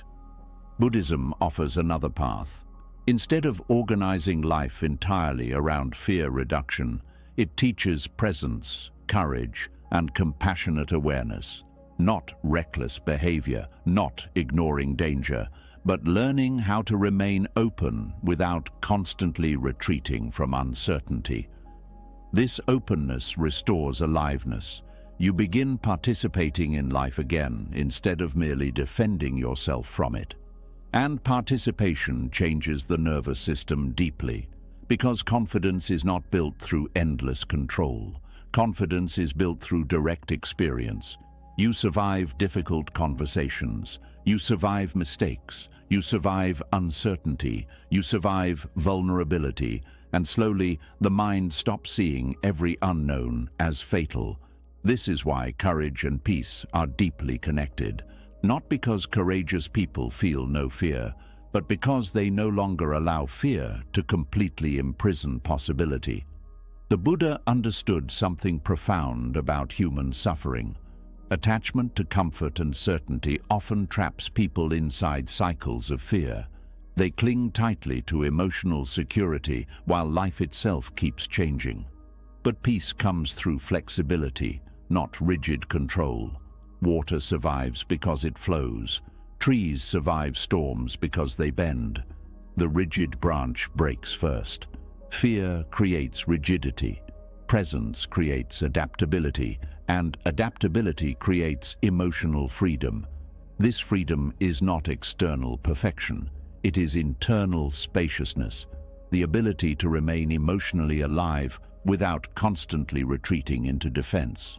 There are people who look successful externally yet remain deeply imprisoned internally, afraid to disappoint others, afraid to fail, afraid to slow down, afraid to be seen honestly, afraid to change direction. Fear controls their choices even while the world praises them. Meanwhile, another person with fewer external achievements may feel deeply alive internally because they are no longer organized entirely around fear. This is why inner freedom matters more than appearances. Fear's prison is psychological before it becomes visible externally. And one of the saddest parts of fear-based living is how it disconnects people from their authentic self. Fear creates performance, masking, people-pleasing, emotional suppression, pretending. The true self slowly becomes hidden beneath survival strategies.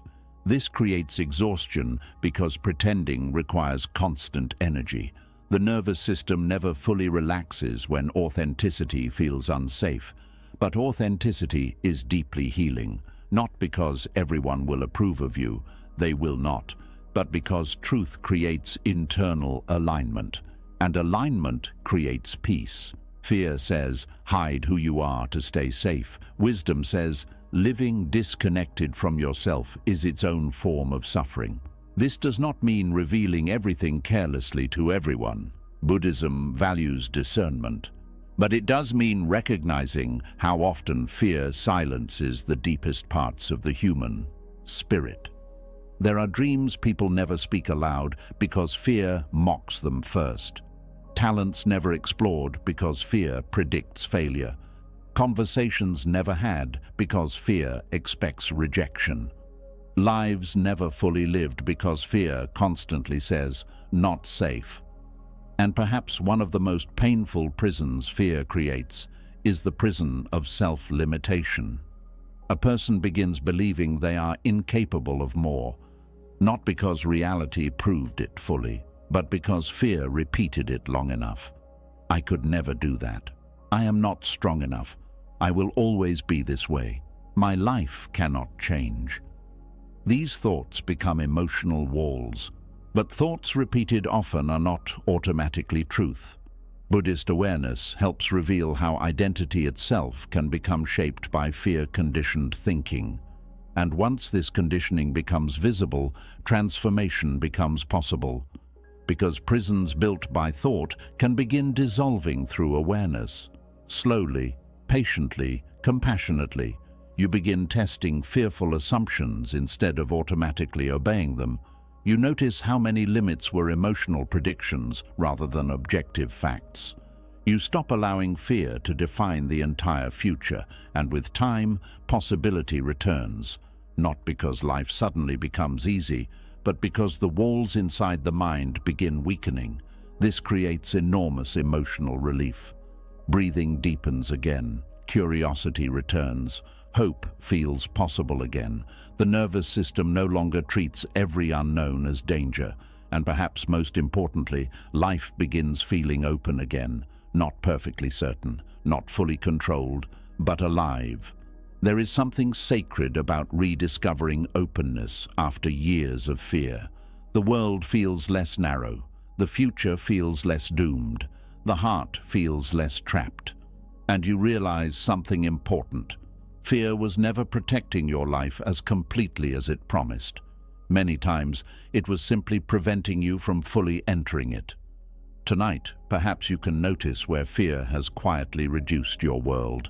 Where possibility became avoidance, where caution became imprisonment, where survival became more important than aliveness. And perhaps very gently, you can begin loosening those bars.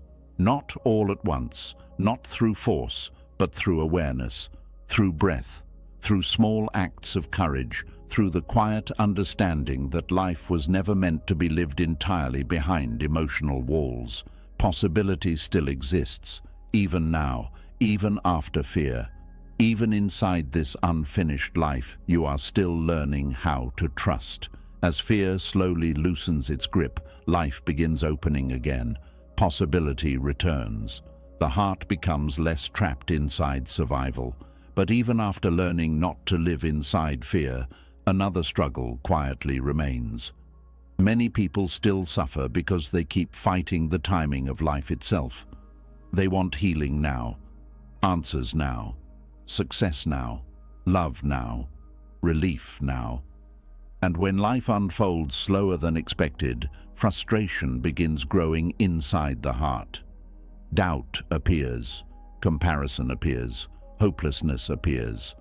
The mind starts asking, why is nothing happening for me yet? But some things in life cannot be forced before their season arrives. There is a kind of pain that comes from feeling out of sync with life. You work hard, try to grow, try to heal, try to move forward, yet certain doors remain closed longer than expected. Certain prayers seem unanswered. Certain dreams move slowly, and slowly impatience begins turning into emotional suffering. Many people are not only tired from fear, they are tired from fighting timing. The human mind struggles deeply with waiting. It wants visible results quickly because visible progress creates emotional reassurance. The mind says, if things are moving fast, then I am safe, then life is working, then I can relax. But life rarely unfolds according to human impatience. Nature itself teaches this constantly. Trees do not force themselves to grow overnight. Rivers do not rush to the ocean in panic. Seasons do not skip their unfolding simply because humans demand speed. Yet the modern mind constantly resists gradual unfolding. People want instant healing after heartbreak, instant confidence after insecurity, instant peace after years of anxiety, instant success after effort. And when life moves slowly, they begin doubting themselves, doubting the path, doubting existence itself. But Buddhism teaches something deeply calming. Timing is part of wisdom too. Not everything meaningful grows quickly. Some lessons require waiting. Some forms of growth happen invisibly before becoming visible externally. Some doors remain closed because the soul is still becoming capable of carrying what it asks for. This is one of the hardest truths for the impatient mind to accept, because impatience often hides a deeper. Emotional fear, the fear that nothing good is coming at all, that fear creates urgency, and urgency creates suffering. People begin forcing relationships that are not ready, forcing decisions before clarity arrives, forcing healing before the heart has softened, forcing life into timelines that reality itself is not following. And eventually, exhaustion appears, not because life failed them, but because they kept trying to control the natural unfolding of things. Buddhist understanding of karma is often misunderstood. Many people think karma simply means punishment or reward. But karma is more deeply connected to cause and effect. Energy creates consequences. Actions shape future conditions. Thoughts influence emotional reality. Intentions matter, yet karma also unfolds through timing. Seeds planted today do not bloom tomorrow morning. Growth happens through process, and process requires patience. This is why trust becomes essential on the spiritual path. Not passive waiting, not laziness, but trust that meaningful things often require unseen development before visible change appears. Many people abandon themselves too early because they do not see immediate results. A person begins healing work but stops because pain still exists after a few weeks. Someone starts building a dream but quits because success arrives slowly. A person opens their heart slightly but closes again because vulnerability still feels uncomfortable. The modern mind has become addicted to immediate confirmation, but many important transformations happen quietly for long periods before external evidence appears. Bamboo grows underground for years before shooting upward rapidly. During those invisible years, roots are strengthening beneath the surface. Human growth often works similarly. There are seasons where almost everything important is happening internally. Yet, because external proof is missing, the fearful mind assumes nothing is happening at all. This misunderstanding creates hopelessness. Hopelessness says, if I cannot see results yet, the process must be failing. But life is rarely that simple. Some experiences are preparing you slowly for what comes later. Some delays are not punishment. Some waiting seasons are not abandonment. Some forms of silence are not absence. Buddhism teaches deep respect for process because forcing life often creates unnecessary suffering. The flower forced open too early dies quickly. Fruit picked before ripening lacks sweetness. Wisdom rushed prematurely becomes shallow understanding instead of embodied truth. Timing matters, and one reason humans suffer so much emotionally is because they compare their unfolding to other people constantly. Someone else seems ahead financially, ahead romantically, ahead spiritually, ahead professionally, and comparison quietly poisons trust. Instead of honoring their own path, people begin panicking about pace. But every life unfolds differently because every soul carries different conditions, lessons, wounds, strengths, and timing. Comparison ignores this completely. It turns life into competition instead of experience. And once life becomes competition, peace disappears quickly. The mind constantly measures, constantly evaluates, constantly worries about being behind. But behind whom? According to what timeline? Human beings create imaginary schedules for life and then suffer whenever reality unfolds differently. By 30, this should happen.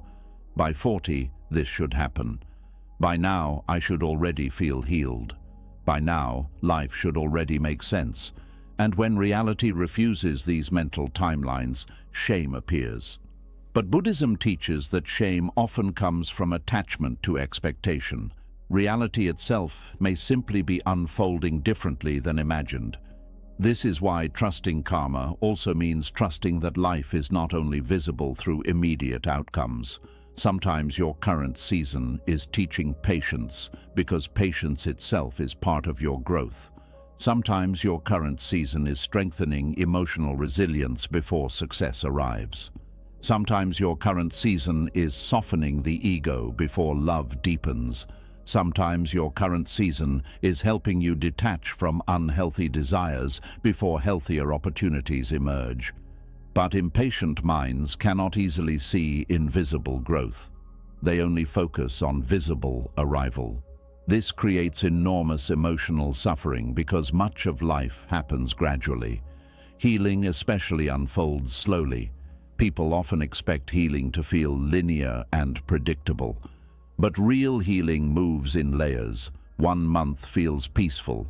Another month feels difficult again. Old wounds resurface unexpectedly. Grief changes shape repeatedly. The impatient mind interprets this as failure. But healing is not mechanical.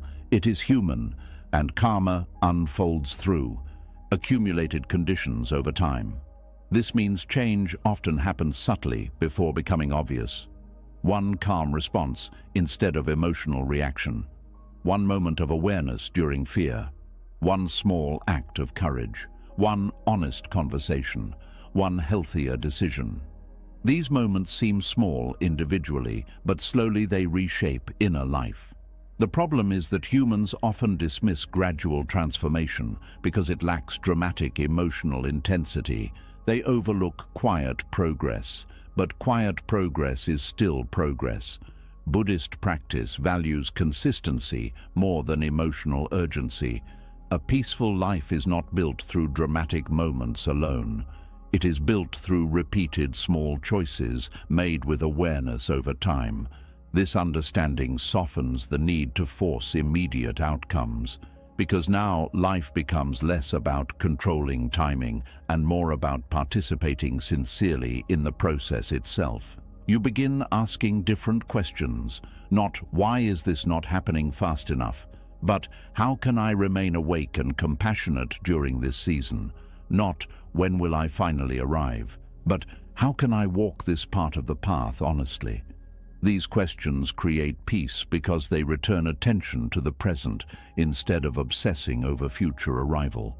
There is also something deeply healing about realizing that not every delay is destruction. The fearful mind assumes delayed outcomes mean rejection, but sometimes delay protects, sometimes delay matures, sometimes delay redirects. Many people later discover that what once felt like painful delay actually prevented deeper suffering. A relationship arriving too early could have collapsed. Success arriving before emotional maturity could have destroyed balance. Certain lessons had to develop first. But humans rarely recognize this during waiting seasons. The waiting mind becomes restless. It wants reassurance constantly. And because uncertainty remains uncomfortable, people start forcing outcomes to escape emotional discomfort. They settle for unhealthy relationships because loneliness feels unbearable. They chase achievements endlessly because stillness feels empty. They abandon their path because temporary invisibility feels like failure. Yet forcing life usually creates deeper suffering later, because forced timing often ignores wisdom. The Buddha taught that craving creates suffering. One form of craving is craving immediate resolution. Humans crave certainty quickly, arrival quickly, comfort quickly. But craving itself creates tension. The nervous system tightens around desired outcomes. Peace becomes conditional. I can only relax once this happens. This mentality disconnects people from life itself. They stop inhabiting the current moment because the mind stays emotionally trapped in future waiting. But life keeps unfolding even during unfinished seasons. There is still beauty during uncertainty, still meaning during slowness, still value during invisible growth. And perhaps one of the deepest forms of spiritual maturity is learning how to trust the process without demanding constant proof. This trust does not mean pretending pain feels pleasant. Waiting can hurt. Uncertainty can feel heavy. Delayed dreams can create grief. Buddhism never asks people to deny these feelings. Instead, it teaches you how to remain compassionate and present inside them. You stop turning waiting into self-hatred. You stop assuming slowness means worthlessness. You stop believing your timeline defines your value as a human being. This creates emotional softness, and softness allows patience to breathe. Patience is not passive. Patience is steady trust, the ability to continue showing up without immediate guarantees.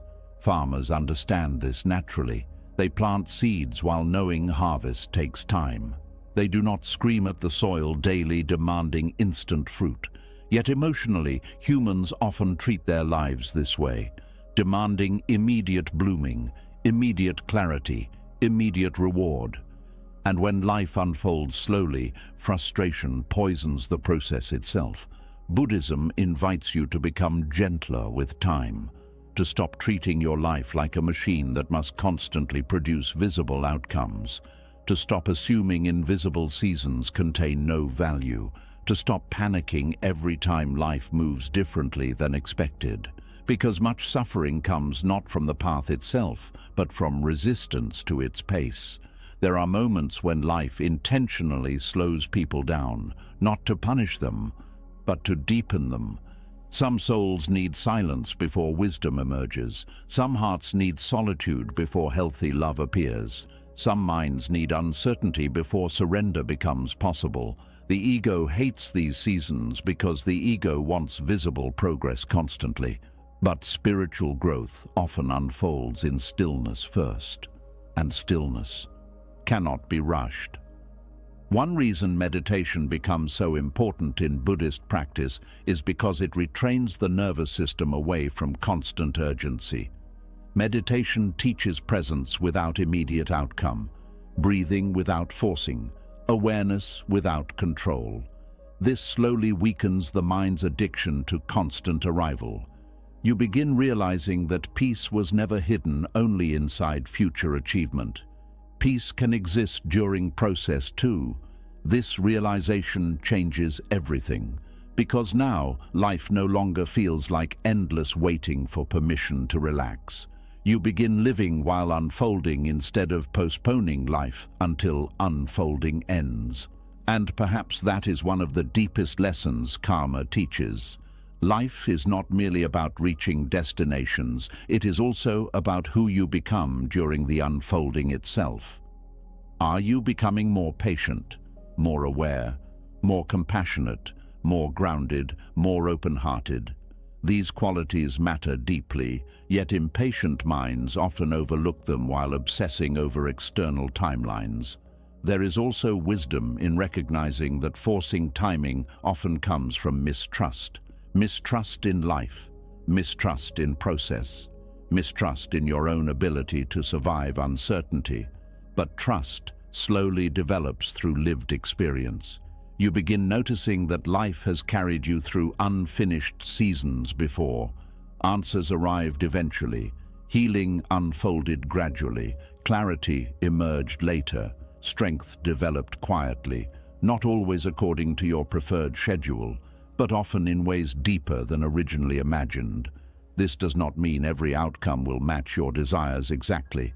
Life remains unpredictable, but trust means understanding that unpredictability itself is not proof of abandonment. The river still reaches the ocean without panicking about every turn. Nature unfolds without self-hatred. The moon does not rush its phases, and perhaps humans suffer partly because they have forgotten how to unfold naturally. Everything has become urgency, pressure, comparison, speed. Yet the soul heals slowly, love deepens slowly, wisdom develops slowly, inner peace strengthens slowly, and these things cannot be forced without distortion.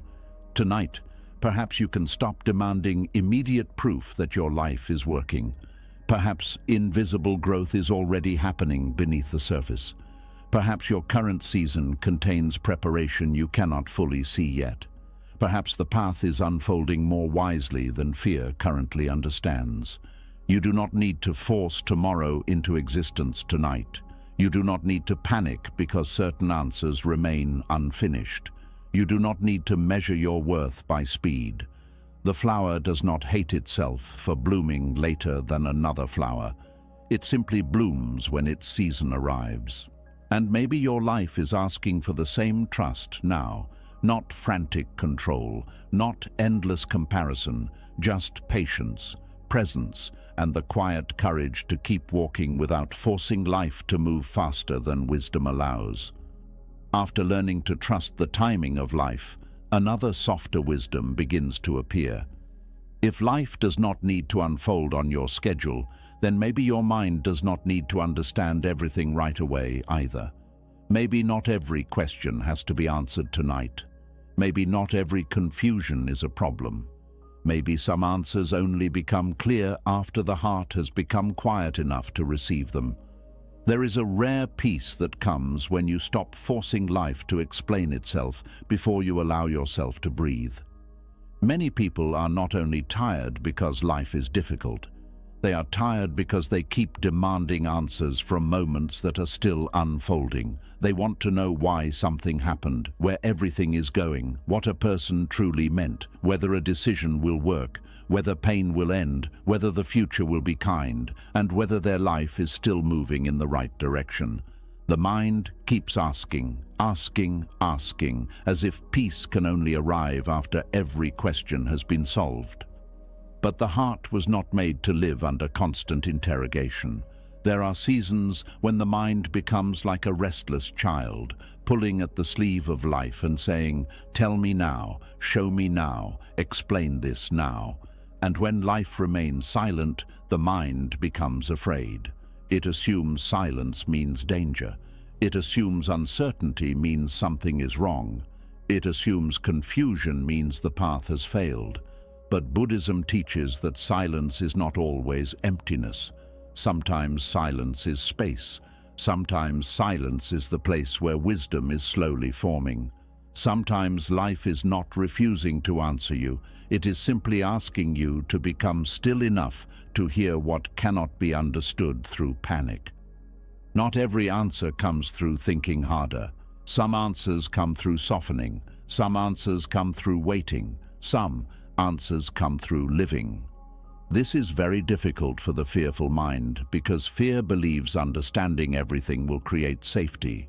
It says, if I can just figure this out, I will finally relax. So the mind starts digging through every detail. It replays conversations. It studies old memories. It tries to predict people's behavior. It searches for hidden meanings. It turns small signs into big conclusions. It keeps building mental maps of a future that has not arrived. And still, peace does not come. Because there is a kind of knowing that only appears when the mind stops grabbing. Buddhist peace is not built on having every answer. It is built on learning how to remain present, even when some answers are missing. This is a very different kind of strength. Most people think strength means solving everything quickly. But sometimes strength means standing calmly inside the unsolved without turning it into suffering. Life will always contain unanswered parts. No matter how wise you become, there will still be things you do not know. You will not always know why certain doors closed. You will not always know why someone changed. You will not always know why a season took longer than expected. You will not always know whether your effort will bring the result you want. You will not always know how the next chapter will look. And yet, you can still live. You can still breathe. You can still act kindly. You can still take one honest step. You can still be present with the life in front of you. The need to know everything now often comes from fear, not wisdom. Wisdom asks questions with patience. Fear asks questions with panic. Wisdom is curious.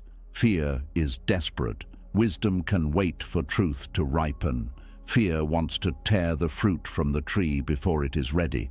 And when you rush an answer before its time, you may end up holding something unripe, bitter, and incomplete. This happens often in life. A person wants immediate clarity about a relationship, so they force conclusions before understanding has matured. Another person wants instant certainty about their path, so they abandon something meaningful too early. Someone else wants to understand their pain so quickly that they do not allow grief to move naturally through the heart. They try to explain everything while they are still bleeding emotionally, but some pain cannot be understood at the exact moment it arrives. At first, it can only be held gently. There is deep compassion in this. You do not need to understand your wound completely before you begin caring for it. A child who falls does not need a full explanation of gravity before receiving comfort. In the same way, your heart does not need every spiritual answer before it deserves tenderness. Sometimes the most Buddhist thing you can do is stop demanding that your pain become meaningful immediately and simply sit beside yourself with kindness. This is where many people become harsh with themselves. They think, why am I still confused? Why do I not know what to do? Why can't I move on? Why can't I understand this yet? But confusion is not failure. Confusion is often the mind standing at the edge of something new before the next level of understanding has arrived. A foggy morning does not mean the sun is gone. It only means the air is still clearing. The same is true inside you. When you do not have every answer, it does not mean wisdom has abandoned you. It may mean wisdom is working quietly beneath the noise. It may mean the mind has reached its limit, and the heart must now learn another way of knowing. Buddhism teaches that the mind is useful, but it is not the whole of life. The thinking mind can plan, compare, remember, analyze, and solve. But it can also trap itself in loops. It can turn questions into cages. It can create suffering by demanding certainty where only direct experience can teach. There are answers you cannot think your way into. You must live your way into them. This is why forcing clarity can become another form of control. You are not only trying to understand, you are trying to dominate the unknown.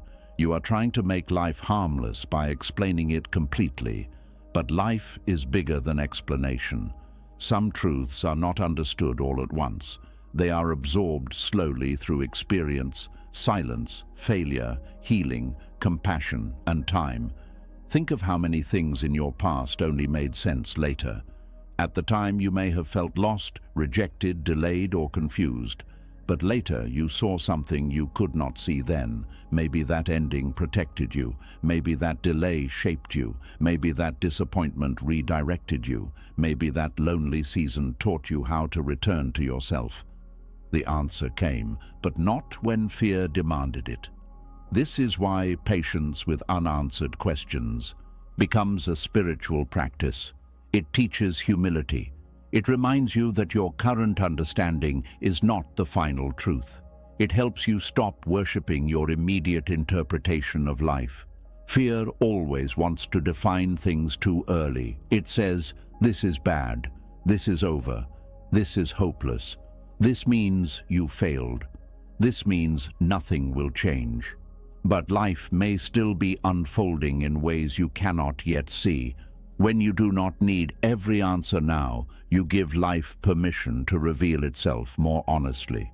You stop squeezing meaning out of moments before they have finished speaking. You stop forcing your mind to carry conclusions that are not ready. This brings relief. The body feels it first. The shoulders soften. The breath grows deeper. The jaw loosens. The heart stops bracing so tightly. You begin realizing that not knowing everything is uncomfortable, but it is not unbearable. You can survive not knowing. You can rest while questions remain open. This is a powerful realization because many people treat uncertainty like an emergency. The unanswered question becomes a fire in the mind. They feel they must solve it immediately or they will not be okay. But when you practice sitting with the unanswered, you discover something surprising. The question may still be there, but you do not have to burn inside it. You can let the question sit beside you without letting it rule you. This is a rare peace. It is rare because most people are addicted to mental closure. They want every story neatly finished, every person clearly understood, every future fully predicted, every pain explained. But life is not always neat. Sometimes it is layered, slow, mysterious, contradictory, beautiful and painful at the same time. The mature heart learns how to live without turning every mystery into panic. Buddhism does not ask you to stop seeking truth. It asks you to stop seeking truth with a trembling fist. There is a difference between sincere inquiry and anxious obsession. Sincere inquiry opens the mind. Anxious obsession tightens it. Sincere inquiry listens. Anxious obsession demands. Sincere inquiry can breathe. Anxious obsession cannot rest. When the mind becomes obsessed with answers, it often stops seeing what is already available. It ignores the simple next step because it wants the full map. It ignores the wisdom of the body because it wants perfect logic. It ignores the present moment because it wants future certainty. But often the next step is all you need, not the entire explanation, not the full ending, just the next honest step. Drink the water, make the call, rest your body, tell the truth gently, do the work in front of you, let the heart settle, return to the breath. Sometimes life becomes clearer, not because you solved everything, but because you stopped overwhelming yourself with too many demands at once. The mind loves complexity when it is afraid. It takes one question and turns it into 20. It takes one decision and turns it into a maze. It takes one emotion and turns it into a life sentence. But presence simplifies. It brings you back to what is here, what is real, what is possible now. And in that simplicity, peace begins to return. There is also a deep connection between unanswered questions and trust. When you need every answer immediately, it often means you do not yet trust your ability to meet life as it unfolds. You feel that if you do not know everything now, you will be helpless later. But this belief is not always true. You have met unknowns before. You have walked through unclear seasons before. You have received strength after thinking you had none left. You have learned things only after life placed you in situations that required growth. The answers did not all arrive early, but you still continued. This memory matters. It reminds you that life does not have to reveal everything in advance for you to be guided. Sometimes guidance comes in small pieces, a quiet feeling, a door closing, a conversation, a pause, a mistake, a delay, a sudden moment of clarity after long confusion. The Buddhist path honors this kind of slow unfolding. It does not rush wisdom. It does not force the flower open. It does not demand that the moon become full before its phase. It understands that everything has rhythm, even understanding, even healing, even peace. When you stop needing every answer now, you become more available to life as it is. You listen better. You observe more clearly. You stop projecting your fear so heavily onto everything. You allow people and situations to reveal themselves over time. This is important because premature conclusions can create unnecessary suffering. The mind may decide too quickly that someone does not care, that a dream is impossible, that a season is meaningless, that a delay is rejection, or that pain will last forever. But when you slow down, you leave room for truth to become more complete. Patience protects you from false conclusions. Stillness protects you from fear-based decisions. Presence protects you from turning temporary confusion into permanent despair. There is a quiet dignity in saying, "I do not know yet, and I can still be at peace." That sentence carries enormous freedom. It releases the need to pretend. You do not have to fake certainty. You do not have to invent explanations just to feel in control. You do not have to pressure yourself into answers that your heart is not ready to hold. You can be honest. I do not know yet. This is still unfolding. I am still learning. My understanding is not complete. These words may feel simple, but they are deeply spiritual. They make room for humility. They make room for growth. They make room for life to surprise you. The ego hates not knowing because it wants to feel powerful, but the soul can rest in not knowing because it understands that mystery is not always danger. Mystery can also be sacred. A seed does not know the full shape of the tree it will become. A river does not see the entire ocean while moving through the valley. The night does not rush the dawn by worrying. Nature is full of things becoming without needing full explanation at every stage. You are part of that same life. You are allowed to be in process. You are allowed to be unfinished. You are allowed to carry questions without turning them into shame. This is especially healing for people who feel behind in life. They want answers because they believe answers will prove they are not lost. But sometimes the desire for proof becomes another burden. You do not need to prove that your path is valid every day. You do not need to understand every turn before the road can still be meaningful. Some paths only make sense after they have shaped you. Some lessons only reveal themselves after they have softened your pride, deepened your compassion, or strengthened your patience. This is why not needing every answer now becomes a form of faith, not blind faith, not passive belief, but a quiet willingness to remain open while life continues unfolding. You trust that clarity can come later. You trust that confusion is not the end. You trust that unanswered questions do not make your life worthless. You trust that peace is still possible before certainty arrives.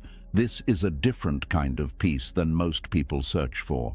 Most people search for the peace of resolution, the peace of finally knowing, the peace of having no more loose ends.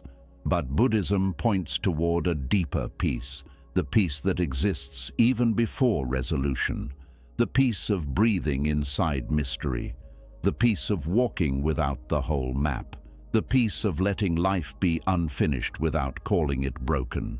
This peace is rare because it cannot be bought, rushed, or forced.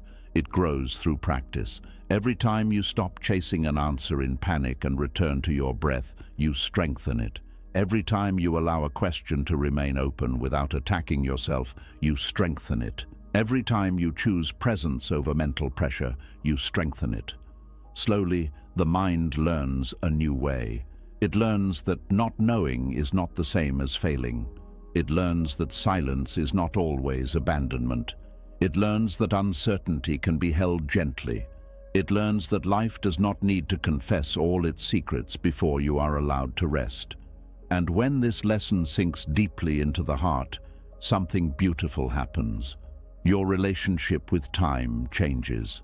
You stop treating the future like a locked door that must be broken open tonight. You stop treating unanswered questions like enemies. You stop treating confusion like proof that your life is wrong. You begin to move more softly. You begin to listen more deeply. You begin to trust that some answers are coming quietly, not loudly, and some answers may not come in the form you expected. Sometimes the answer is not a sentence. Sometimes the answer is peace after letting go. Sometimes the answer is strength after surviving. Sometimes the answer is a new desire replacing an old one. Sometimes the answer is realizing you no longer need the answer as badly as you once thought. That is a powerful moment. When the question that once controlled you no longer owns your inner life. When the future that once terrified you no longer steals your breath.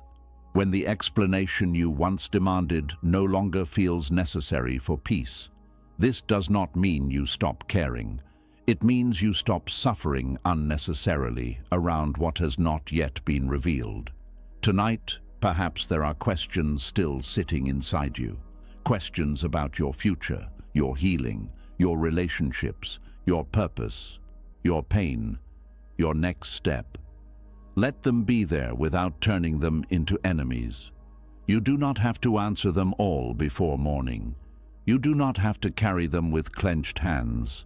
Let the mind soften around them. Let the breath create space. Let the body remember that it is safe to rest even while life remains unfinished. Not every answer is ready. Not every door is open. Not every path is visible.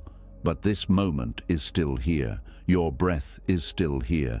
Life is still quietly holding you. And perhaps for tonight, that can be enough.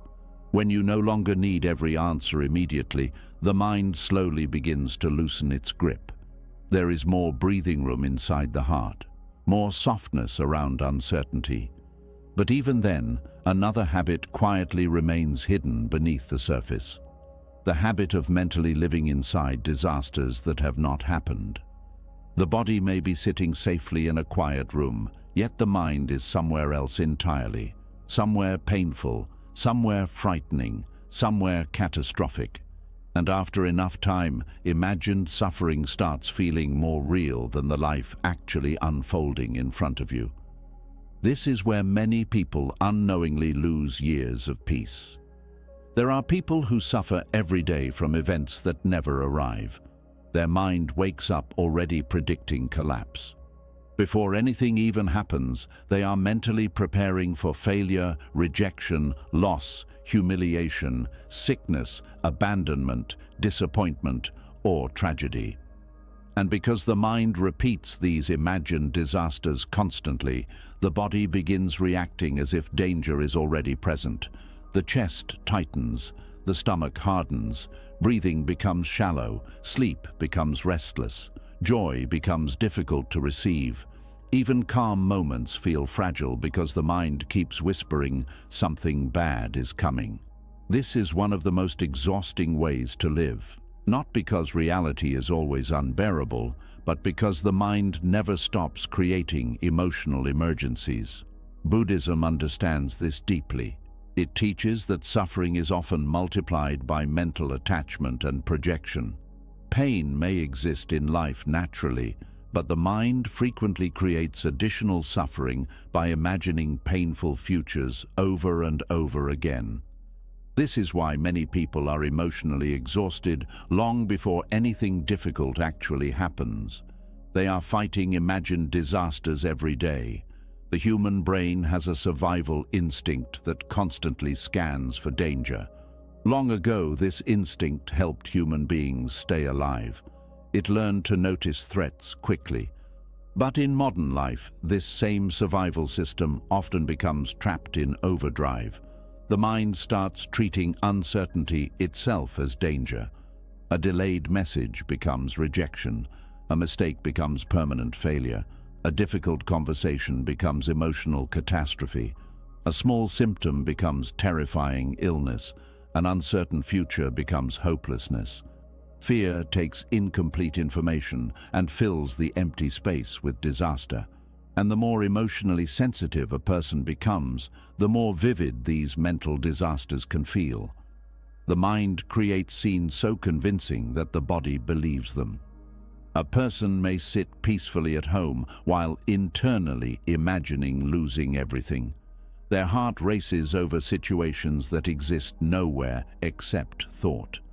This is why imagined disasters can feel physically real.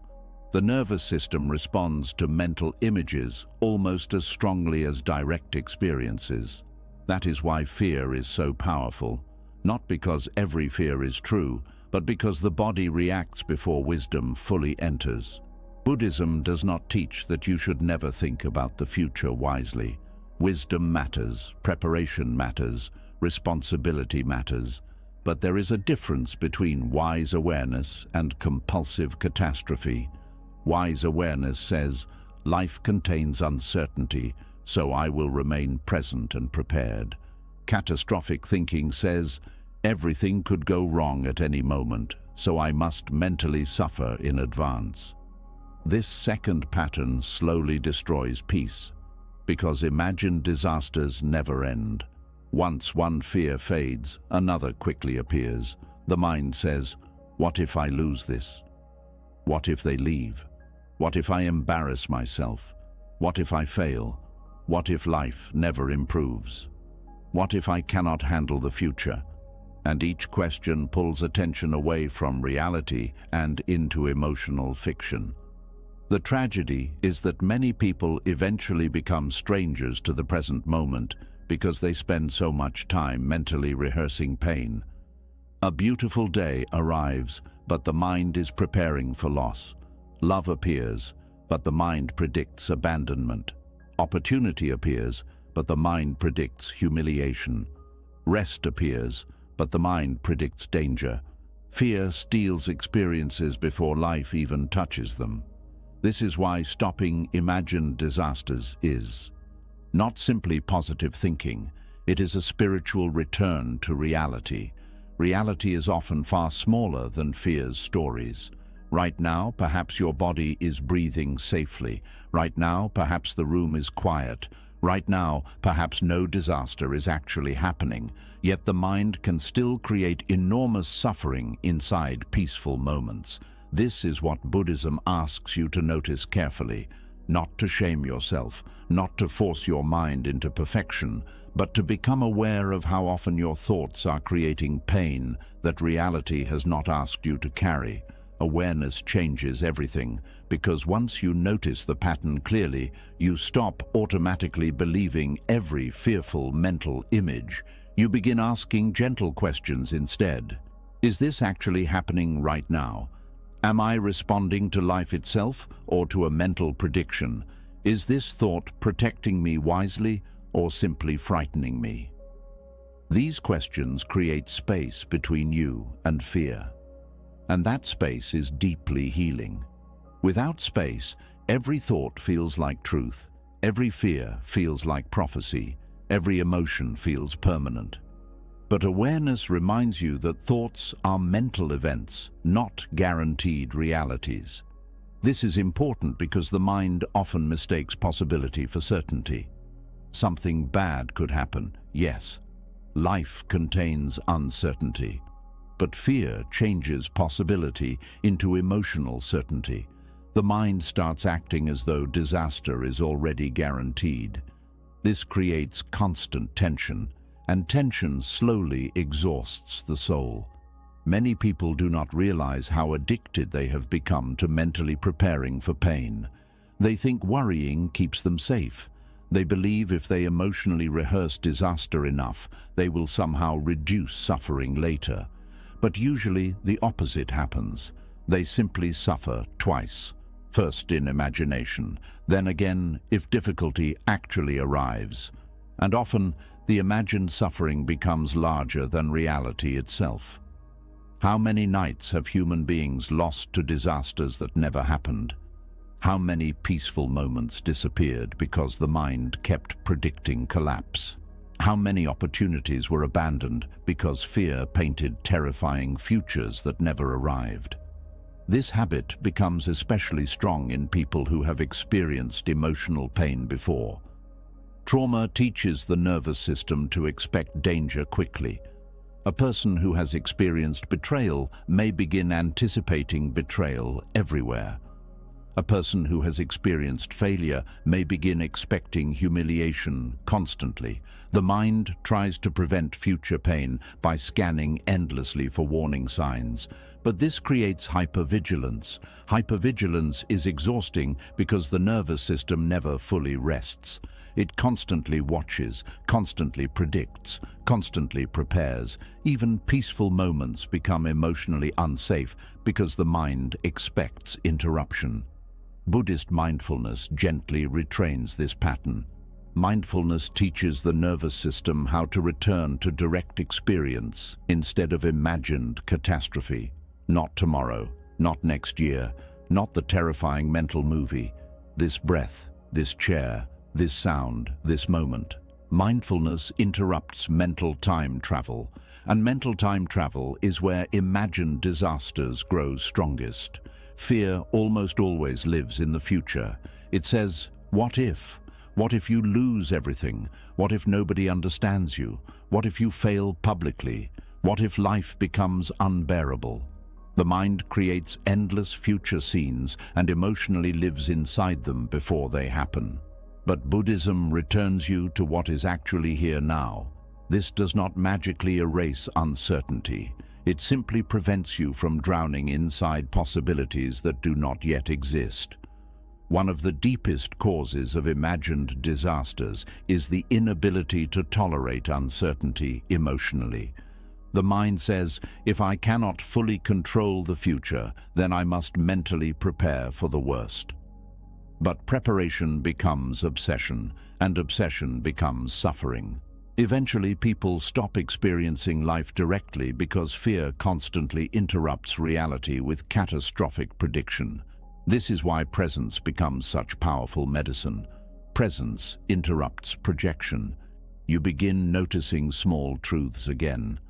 The warmth of tea, the sound of breathing, the safety of this moment, the fact that life is still here. Presence does not deny future uncertainty. It simply refuses to abandon reality for imaginary suffering. This distinction matters enormously because fear loves abstraction, abstract disasters, abstract catastrophes, abstract endings. But reality exists concretely. One breath, one moment, one step. A fearful mind jumps far ahead. A peaceful mind returns gently here. This return takes practice because the mind has often rehearsed fear for years. Catastrophic thinking becomes automatic through repetition. This brain creates emotional habits. If disaster thinking repeats long enough, the nervous system starts expecting fear constantly. But habits can change. Not instantly, not through force, but through awareness repeated patiently over time. Each time you notice catastrophic thinking without fully surrendering to it, you weaken its control slightly. Each time you return to reality instead of mental disaster, you strengthen presence. Each time you breathe through uncertainty without creating emotional apocalypse, the nervous system learns something new. It learns that uncertainty itself is survivable. This is a profound realization, because many anxious minds secretly believe uncertainty is intolerable. They feel they must predict everything in order to stay emotionally safe. But life has never required perfect prediction to continue. You have already survived countless unknowns before. You have already walked through situations you once feared deeply, and many fears never arrived at all. This matters because catastrophic thinking distorts perspective. It focuses almost entirely on negative outcomes while ignoring human resilience completely. Fear says, "What if everything falls apart?" Wisdom quietly asks, "And what if you are stronger than you think?" Fear says, "What if you cannot handle it?" Wisdom asks, "Have you not handled difficult things before?" Catastrophic thinking erases memory of survival. It treats every future challenge as proof of total collapse. But human beings are remarkably adaptable.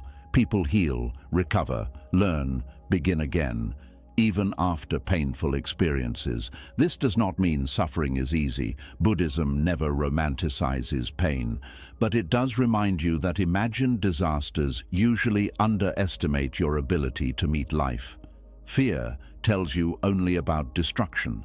It rarely tells you about resilience. This is why imagined disasters create hopelessness so quickly. They remove possibility entirely. The mind paints futures with no escape, no support, no growth, no healing. Only doom.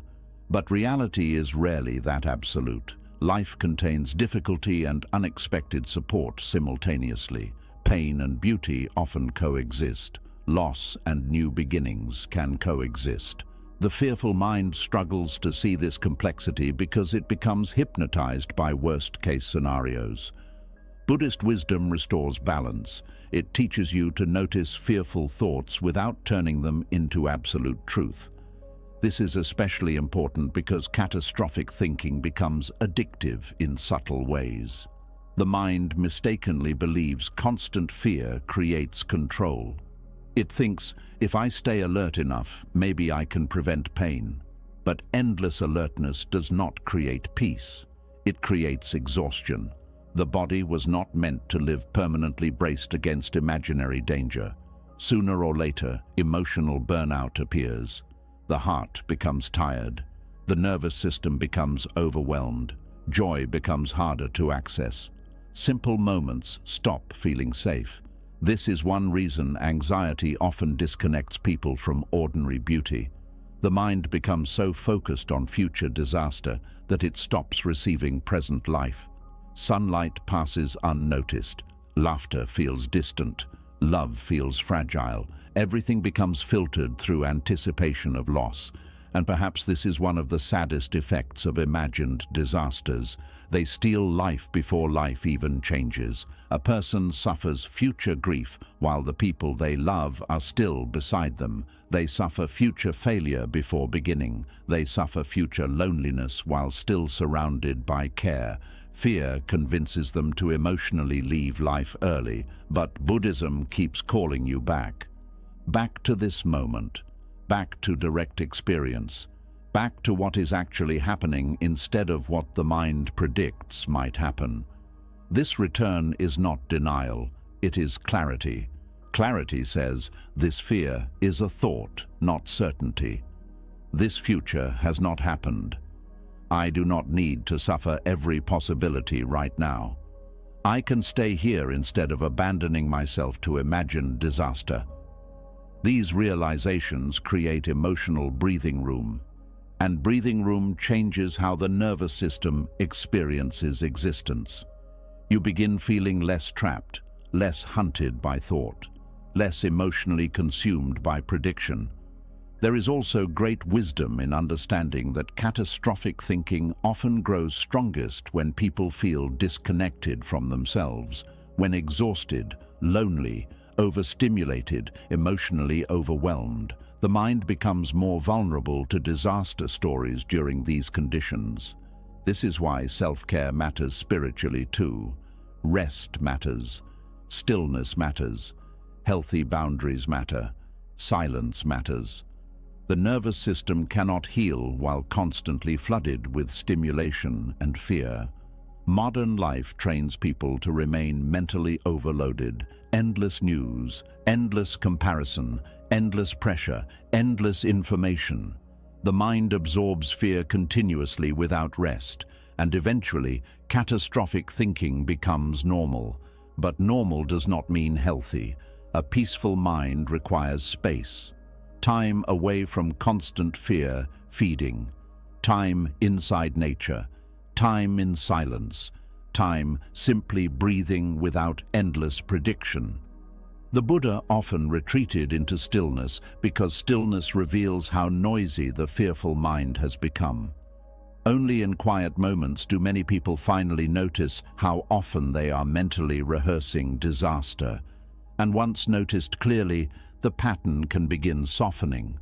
Not through violence against yourself, not through shame, but through compassionate awareness. You stop attacking yourself for having fearful thoughts. Instead, you gently stop feeding them unquestioningly. This gentleness matters deeply, because harsh self-judgment often strengthens fear further. A frightened mind does not heal through punishment. It heals through safety, compassion, presence, patience. Slowly, the nervous system learns a new truth. Not every thought deserves panic. Not every possibility deserves suffering. Not every uncertainty is catastrophe. This new relationship with thought changes life profoundly. The future no longer feels like endless threat. The present becomes more available again. Ordinary moments regain warmth. Breathing feels deeper. The body softens.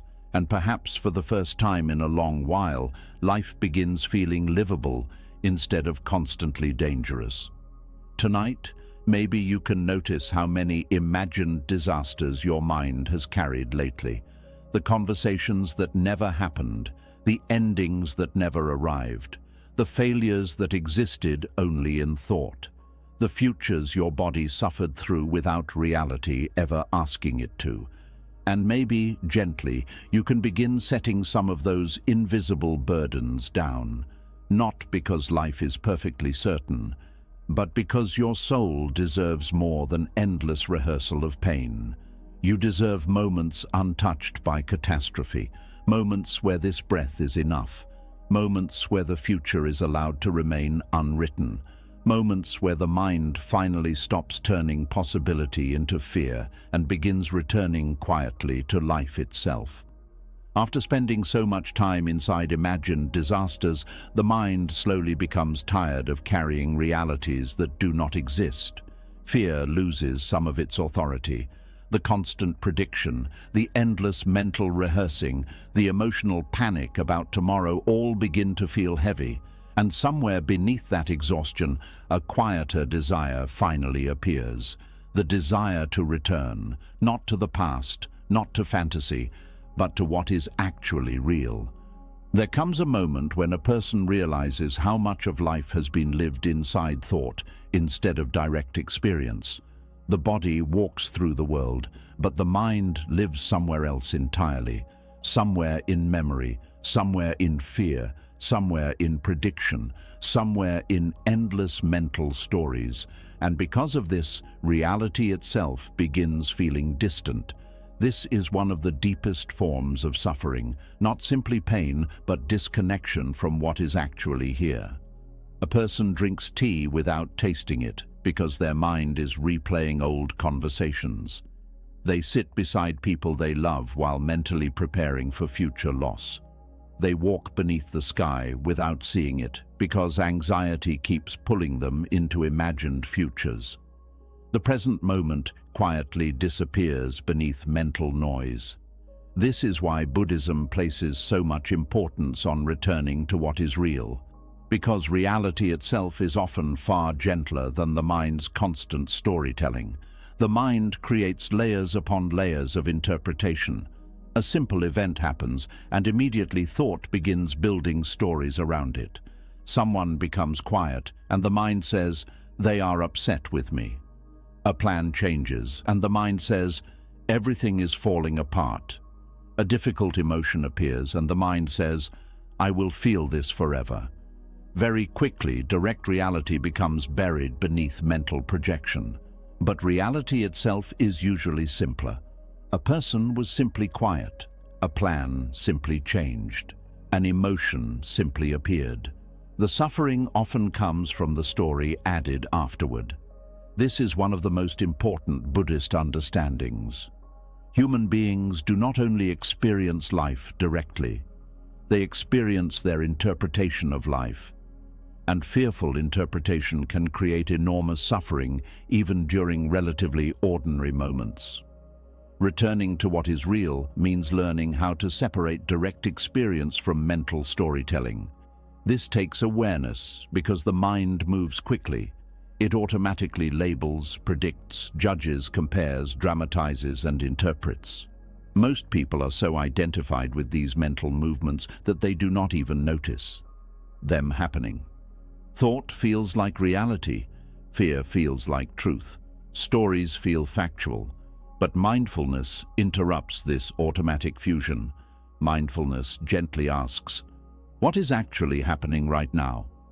Not what the mind predicts, not what fear imagines, not what memory projects. What is truly here? This question becomes incredibly healing because it brings the nervous system back into contact with reality instead of fantasy. Right now, perhaps there is breathing, a chair beneath the body, air entering the lungs, a sound in the distance, a heartbeat continuing quietly. Reality is usually happening in very ordinary ways, but the mind constantly leaves ordinary reality, searching for emotional certainty elsewhere. One reason people become so trapped inside mental suffering is because they mistake thinking for living. They think endlessly about life instead of inhabiting it. Thinking has value, of course. Buddhism never rejects the mind entirely. The mind can learn, reason, reflect, and understand. But excessive mental activity without awareness creates disconnection. A person can think about peace constantly while never actually feeling present enough to experience peace directly. This is why Buddhist practice emphasizes embodiment, returning to the body, returning to the breath, returning to sensation, returning to what can actually be touched, heard, felt, and lived now. The breath becomes especially important because breathing always happens in the present moment. The mind travels through time constantly, but breathing remains here. This is why the Buddha taught awareness of breathing as such a powerful path back to reality. When attention rests fully on breathing, mental noise begins slowing slightly. The body softens. The nervous system reconnects with direct experience instead of endless thought. And for many people, this feels unfamiliar at first, because they have spent years living inside mental abstraction, worrying, planning, rehearsing, regretting, predicting. The mind becomes so crowded that silence itself starts feeling uncomfortable, but underneath that discomfort is something beautiful: stillness. Stillness allows reality to become visible again, not dramatic reality, not spiritual fantasy, simple reality. This moment, this breath, this ordinary existence unfolding quietly. There is something deeply sacred about ordinary reality once the mind stops constantly escaping it. A bird singing outside a window, warm water running over your hands, a loved one's voice, sunlight on a wall, the feeling of tiredness at the end of a long day. These moments seem small, but they are life itself, and many people miss them entirely because the mind remains trapped somewhere else. Buddhism teaches that awakening is not necessarily about escaping ordinary life. It is about fully returning to it, fully tasting, fully listening, fully noticing, fully inhabiting reality instead of mentally floating above it all the time. This return changes emotional suffering profoundly, because fear survives most strongly inside abstraction, abstract futures, abstract catastrophes, abstract identities. But direct reality is often more manageable than mental imagination. A fearful mind says, "My whole life is collapsing." Reality says, Right now, sadness is present. A fearful mind says, everything is ruined. Reality says, this moment feels painful. Fear speaks globally. Reality speaks specifically. This distinction matters deeply because catastrophic thinking turns temporary emotional experiences into total life conclusions. But reality is always more immediate and grounded than the mind's exaggerations. One of the reasons mindfulness feels calming is because it returns experience to manageable size. Not forever, not everything, just this moment, this breath, this step, this feeling moving through the body, this soft awareness. This creates emotional space, and emotional space interrupts panic. Many people suffer because they are trying to mentally carry their entire life at once. The future, the past, every possibility, every fear, every responsibility. The mind collapses under the weight, but reality itself only arrives one moment at a time. This is deeply liberating once fully understood. You do not need to survive your entire future tonight. You only need to meet this moment honestly. Buddhist practice constantly returns to this simplicity because simplicity heals mental fragmentation. Fragmentation happens when attention is scattered everywhere except the present. One part of the mind fears tomorrow. Another regrets yesterday. Another compares itself to others. Another predicts failure. The self becomes divided internally. But presence reunifies attention. Breathing reunifies attention. Awareness reunifies attention. And, slowly, the nervous system begins feeling whole again. This wholeness is not perfection. It is groundedness, a feeling of being fully here instead of emotionally scattered across imaginary realities. Returning to what is real also means returning to the body honestly. Many people live disconnected from their body because the mind dominates experience completely. They ignore exhaustion, ignore tension, ignore emotional overwhelm, ignore the nervous system's signals, but the body carries truth quietly. Tight shoulders, shallow breathing, fatigue, restlessness, pressure in the chest. The body often reveals emotional reality long before the conscious mind admits it. This is why Buddhist awareness includes body awareness too. Noticing tension, noticing movement, noticing sensations without immediately judging them. The body becomes an anchor back into direct experience, because the body exists now, not in tomorrow's fear, not in yesterday's regret, now. This does not mean all present moment experiences feel pleasant. Sometimes reality contains pain, grief, uncertainty, loneliness. Buddhism never asks people to deny this. In fact, returning to what is real often means finally allowing yourself to feel emotions honestly instead of constantly escaping them mentally. Many people use overthinking to avoid direct emotional experience. They analyze sadness instead of feeling it, predict future outcomes instead of sitting with uncertainty, create mental stories instead of allowing grief to move naturally. But emotions need presence more than endless analysis. A wave passes more naturally when allowed to move. Resistance often intensifies suffering. This is why mindfulness includes emotional honesty. Not pretending everything feels peaceful, not spiritually bypassing pain, but saying honestly, sadness is here, fear is here, confusion is here, without immediately building an entire identity around those feelings. This changes emotional experience enormously, because now feelings are recognized as temporary visitors rather than permanent definitions. Fear becomes something happening, not who you are. Sadness becomes something moving through the heart, not your entire identity. This creates spaciousness around emotional pain, and spaciousness allows healing. Returning to what is real also weakens ego-driven suffering. The ego constantly creates stories about identity. I must be successful to matter. I must always appear strong. I must control how others see me. I must prove my worth. These mental constructions create enormous pressure. But reality itself is simpler than ego's endless performance demands. Reality says, you are breathing, you are human, you are unfinished, you are changing, you are alive. This simplicity can feel deeply freeing after years of psychological pressure because the ego survives through constant comparison and performance. Presence dissolves some of that tension. You stop needing every moment to prove something. You stop turning existence into endless self-evaluation. You simply return, again and again, to reality, to breath, to direct experience.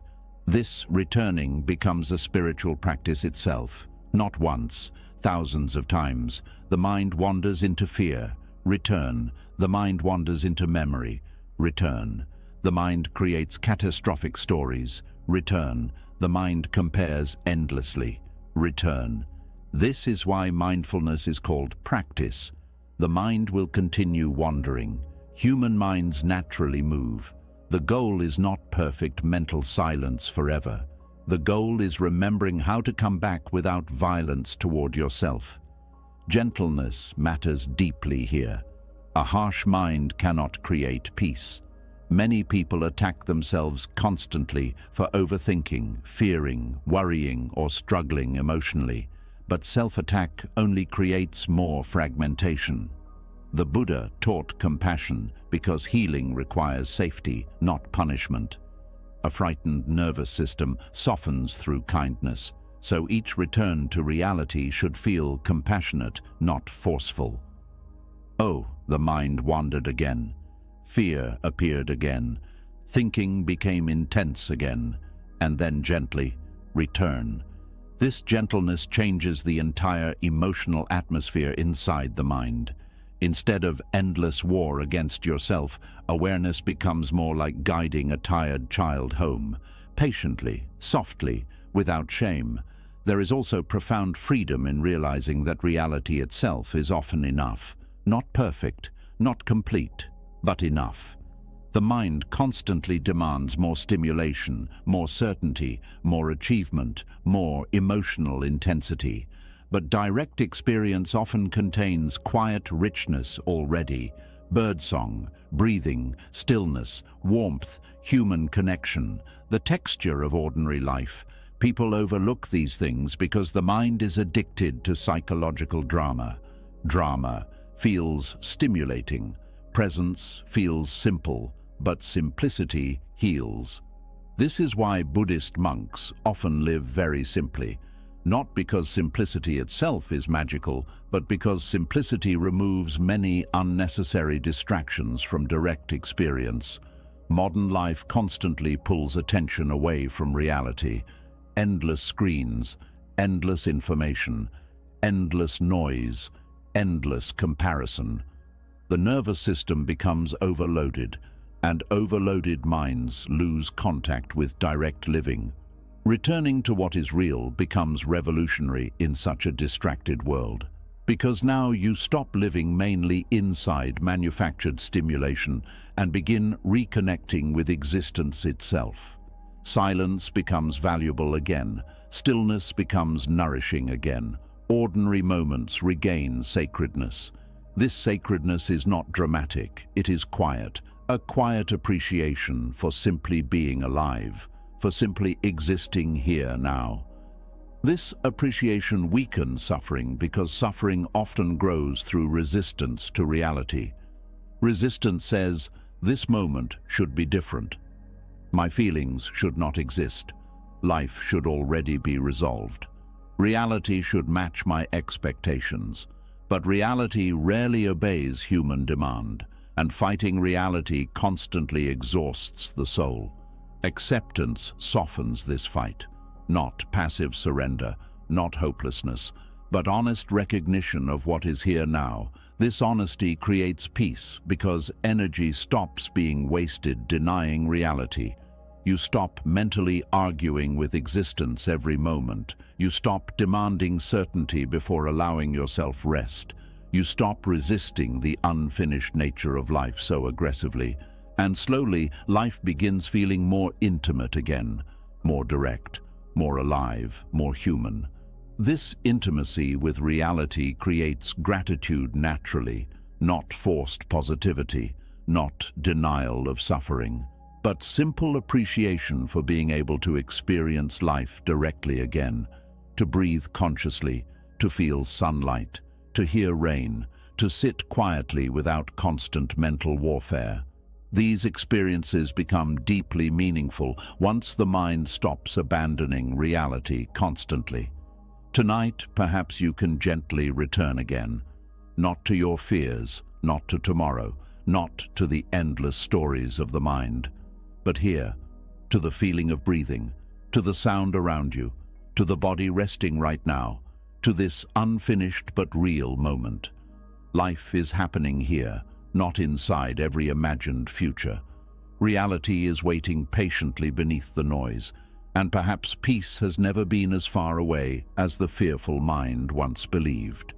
When you return to what is real, you begin to notice something the fearful mind often misses. The life in front of you may not look like the life you once wanted, but it may be shaping something inside you that comfort alone could never build. The ordinary days, the delays, the quiet disappointments, the unanswered questions, and even the parts you wish were different, may be carrying lessons your dream life could not teach so deeply. There is a hidden kind of wisdom inside the life you are living now. Not because everything is easy, not because everything feels fair, not because every pain has a simple reason, but because this present life, with all its rough edges, keeps meeting you exactly where your soul still needs to grow. Many people spend years looking at their current life as if it is only a waiting room. They tell themselves, "This is not my real life yet.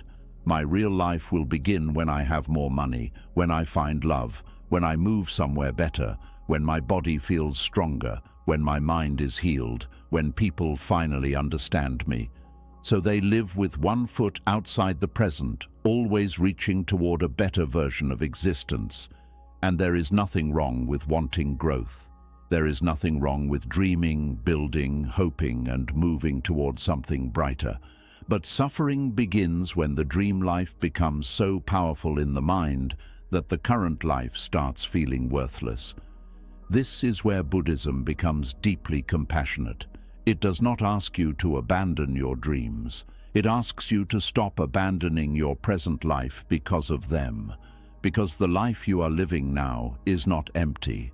It is not useless. It is not just a mistake you must escape from before meaning can begin. It may be teaching patience in a way quick success never could. It may be teaching humility in a way praise never could. It may be teaching compassion in a way comfort never could. It may be teaching strength in a way ease never could. The dream life often promises comfort. The current life often builds depth, and depth matters. A person who has never struggled may know how to enjoy blessings, but may not know how to sit beside someone in pain. A person who has never waited may know how to receive quickly, but may not know how to trust slowly. A person who has always been understood may not know the quiet strength of standing alone without bitterness. A person whose life always matched their plans may not know how to bend without breaking. This does not mean pain is good in itself. Buddhism does not ask you to glorify suffering. It simply teaches that suffering, when met with awareness, can become a doorway into wisdom. The same experience that hardens one person can soften another. The same delay that makes one person bitter can teach another person patience.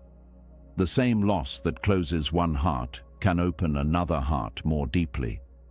The difference is not only what happens, the difference is how consciously it is met. Your current life may be asking you to meet yourself in ways your dream life would allow you to avoid. It may be showing you your attachments, your fears, your impatience, your need for control, your hunger for approval, your hidden anger, your quiet loneliness, your belief that you are not enough unless life looks impressive from the outside. These are not punishments, they are mirrors, and mirrors can be uncomfortable because they show what we would rather not see. But without seeing, healing remains shallow. Without awareness, patterns repeat quietly. Without honest contact with the present, the mind keeps chasing new circumstances while carrying the same old suffering inside. Many people believe that if they reached their dream life, they would automatically become peaceful. But peace does not always arrive through better conditions alone. If the mind remains restless, it will carry restlessness into success. If the heart remains fearful, it will carry fear into love. If the ego remains hungry, it will carry hunger into achievement.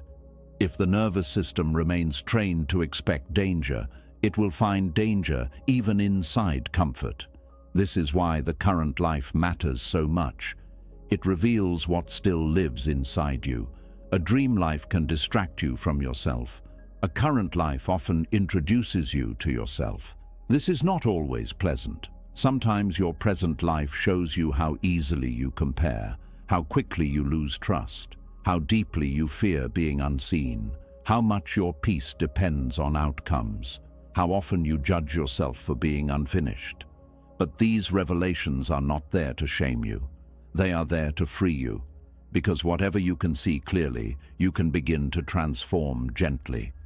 Buddhist wisdom teaches that awareness is the beginning of liberation. You cannot loosen a knot you refuse to look at. You cannot heal a wound you keep covering with fantasy. You cannot become free from attachment while pretending attachment is not there. Your present life brings the hidden knots into view. The dream life may say, everything will feel better when you arrive. But the present life asks, can you learn to breathe here? Can you learn to be kind here? Can you learn to stop hating yourself here? Can you learn to live with dignity before the world gives you applause? That question is powerful, because if peace only exists after life changes, then peace remains fragile. It depends on circumstances. It can be taken away whenever conditions shift. But if peace begins growing inside this imperfect current life, then it becomes rooted more deeply. It becomes less dependent on external permission. This is the quiet strength Buddhism points toward. Not waiting for the perfect life before becoming present. Not waiting for every problem to disappear before practicing compassion. Not waiting for the future to approve of you before you treat this moment as sacred. Your current life may be teaching you how to stop making peace conditional. That may be one of its greatest lessons. Most people do not realize how many conditions they place on peace. I will be peaceful if people treat me correctly. I will be peaceful if my plans succeed. I will be peaceful if I never feel uncertain. I will be peaceful if I am admired, chosen, secure, comfortable, and understood. But life does not always meet those conditions, so peace keeps getting delayed. The Buddhist path gently removes some of those conditions. It teaches you to come back to the breath even when people misunderstand you, to practice kindness even when life moves slowly, to observe your thoughts even when fear speaks loudly, to remain present even when the future remains unclear. This is not easy, but it is real training. A dream life may give you what you want. Your current life may teach you who you are when you do not get it yet. That is a deeper lesson. It is easy to feel generous when life gives abundantly. It is harder to remain open-hearted when you feel unseen. It is easy to trust when everything works out quickly. It is harder to trust when the road is slow. It is easy to speak of patience when nothing tests you. It is harder to practice patience when your heart is tired of waiting. This is why your current life is not spiritually meaningless. It is where your practice becomes real. Buddhism is not only understood in quiet rooms, peaceful mornings, or perfect retreats. It is practiced in traffic, in disappointment, in waiting seasons, in difficult conversations, in loneliness, in ordinary chores, in moments when the mind wants to run away from what is here. The present life is the monastery, not because it is calm all the time, but because it keeps offering chances to awaken. Every irritation becomes a chance to notice reactivity. Every delay becomes a chance to notice impatience. Every comparison becomes a chance to return to your own path. Every fear becomes a chance to practice awareness. Every ordinary day becomes a chance to stop treating life as something that only begins later. This changes the meaning of daily life. The dishes are no longer just dishes. They become a practice in attention. The quiet walk is no longer just a walk. It becomes a return to the body. The difficult feeling is no longer just an obstacle. It becomes an invitation to meet yourself honestly. The unfinished season is no longer proof that life has failed. It becomes ground for patience, humility, and trust. This is how ordinary life becomes spiritual, not by becoming perfect, but by being met consciously. Many people want a life that removes all discomfort. But discomfort is often where unconscious patterns become visible. When everything is easy, the hidden self can remain hidden. When something does not go your way, what lives inside you begins to speak. Anger may appear, fear may appear, envy may appear, control may appear, self-doubt may appear. These things are not pleasant, but they are useful when seen with compassion. They show where freedom is still needed. Your dream life may not reveal these things as clearly because it might keep you comfortable. Comfort can be beautiful, but comfort does not always awaken the deepest awareness. Sometimes comfort lets the ego sleep. Difficulty shakes the ego awake. Again, this does not mean you should seek suffering. It means that when suffering comes, you do not have to treat it as wasted. You can ask, what is this showing me? Where am I clinging? What am I believing? What am I afraid to feel? How can I meet this with more wisdom? These questions turn life into practice, and practice turns pain into a teacher. Not instantly, not neatly, but gradually. There is also something important about the dream life itself. Sometimes what you call your dream life is not really your soul's deepest desire. Sometimes it is a picture built from fear, comparison, pressure, or the need to prove yourself. You may think you want a certain future because it would bring peace. But underneath what you really want may be safety, belonging, freedom, rest, love, dignity, or self-acceptance. The dream is not always the final desire. It is often a symbol of a deeper hunger. Your current life may be teaching you to recognize that hunger directly. Maybe you do not only want success. Maybe you want to stop feeling invisible. Maybe you do not only want a relationship. Maybe you want to feel worthy of love. Maybe you do not only want money. Maybe you want to feel safe in your own body and future. Maybe you do not only want a different life. Maybe you want relief from the constant feeling that this life is not enough. When you see the deeper hunger clearly, you stop chasing blindly. You begin relating to yourself more honestly. This is very important because many people reach the dream and still feel empty. They finally get what they thought would complete them, but the inner wound remains untouched. The outside changed, but the inside stayed hungry. Buddhism invites you to go deeper than appearance. It asks you to understand desire, not only obey it. Desire is not always bad, but unconscious desire can become suffering. It keeps saying, more, elsewhere, later, different.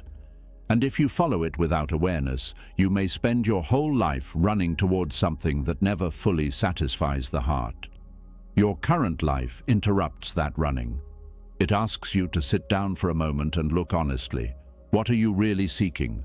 What do you believe your dream life will finally prove? That you are lovable, that you are safe, that you matter, that you did not waste your life, that others were wrong about you? These are tender questions. They should be held gently, but they matter because they reveal how much emotional weight the dream life may be carrying. Sometimes the dream life becomes a burden because you expect it to rescue you from yourself. But no future can fully rescue a person who has not learned how to be present with their own heart.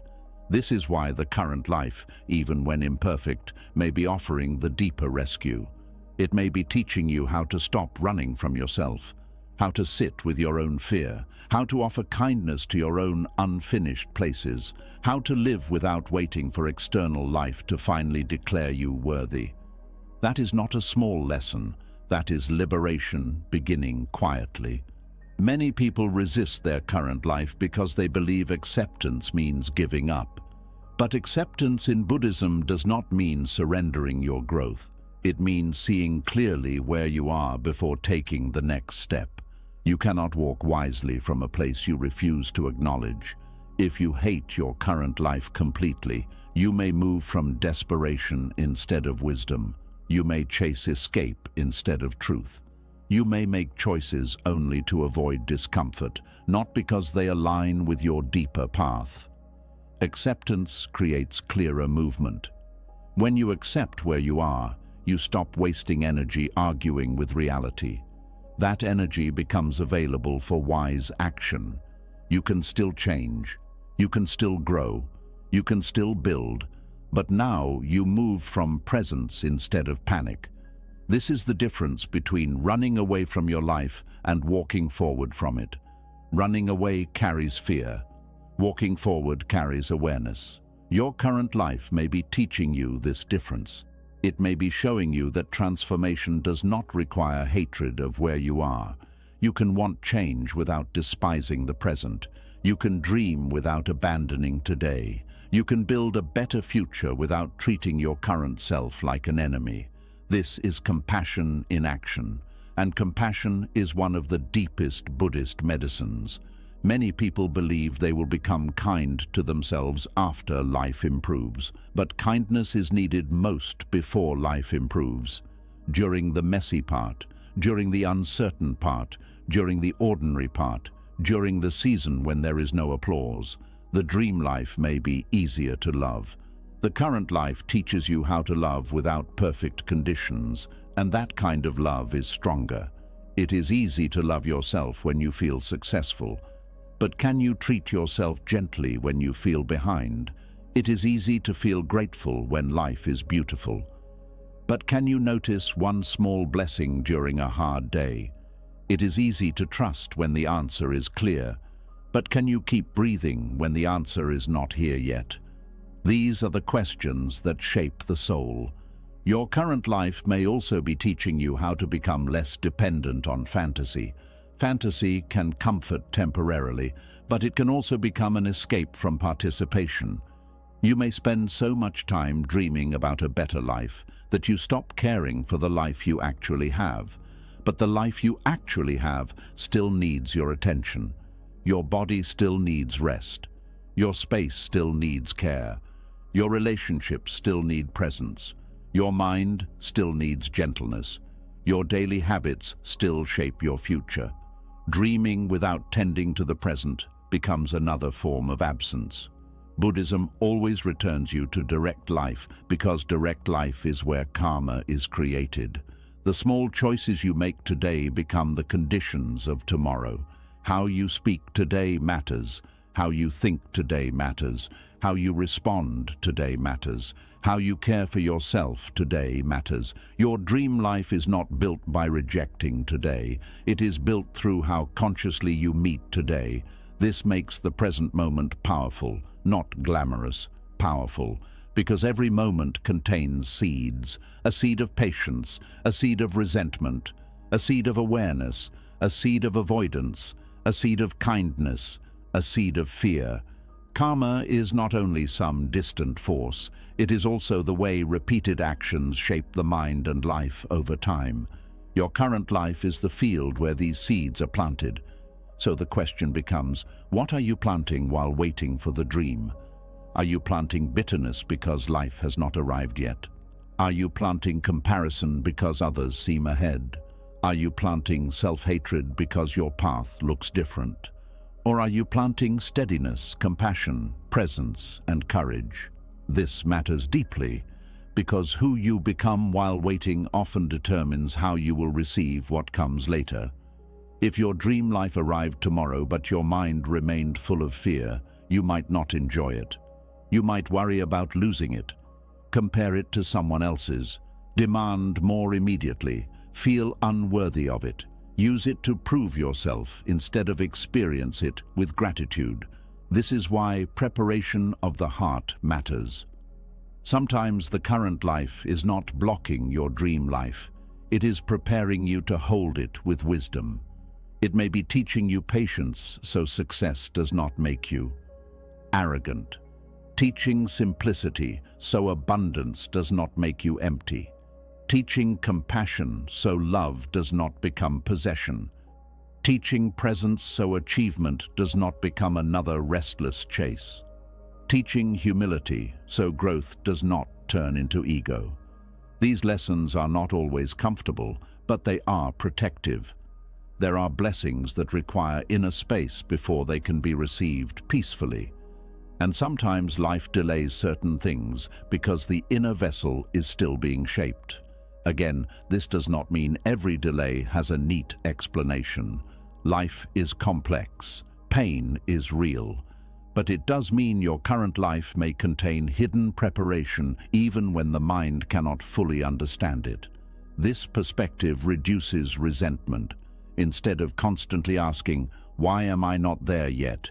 you begin asking, "What can I learn here that will help me walk more wisely there?" That question changes everything. It gives dignity to the current season. It turns ordinary life into training. It turns waiting into practice. It turns imperfection into a teacher. And perhaps most importantly, it helps you stop treating your present self as someone who must be escaped. You do not need to escape yourself to become whole. You need to return to yourself with more honesty and compassion. That return can begin right here, inside the life that feels unfinished, inside the day that feels ordinary, inside the body that feels tired, inside the questions that remain unanswered, inside the dream that has not yet arrived. This is where awakening begins. Not in some perfect future where everything finally makes sense, but in the exact place where you learn to stop rejecting your life long enough to actually live it.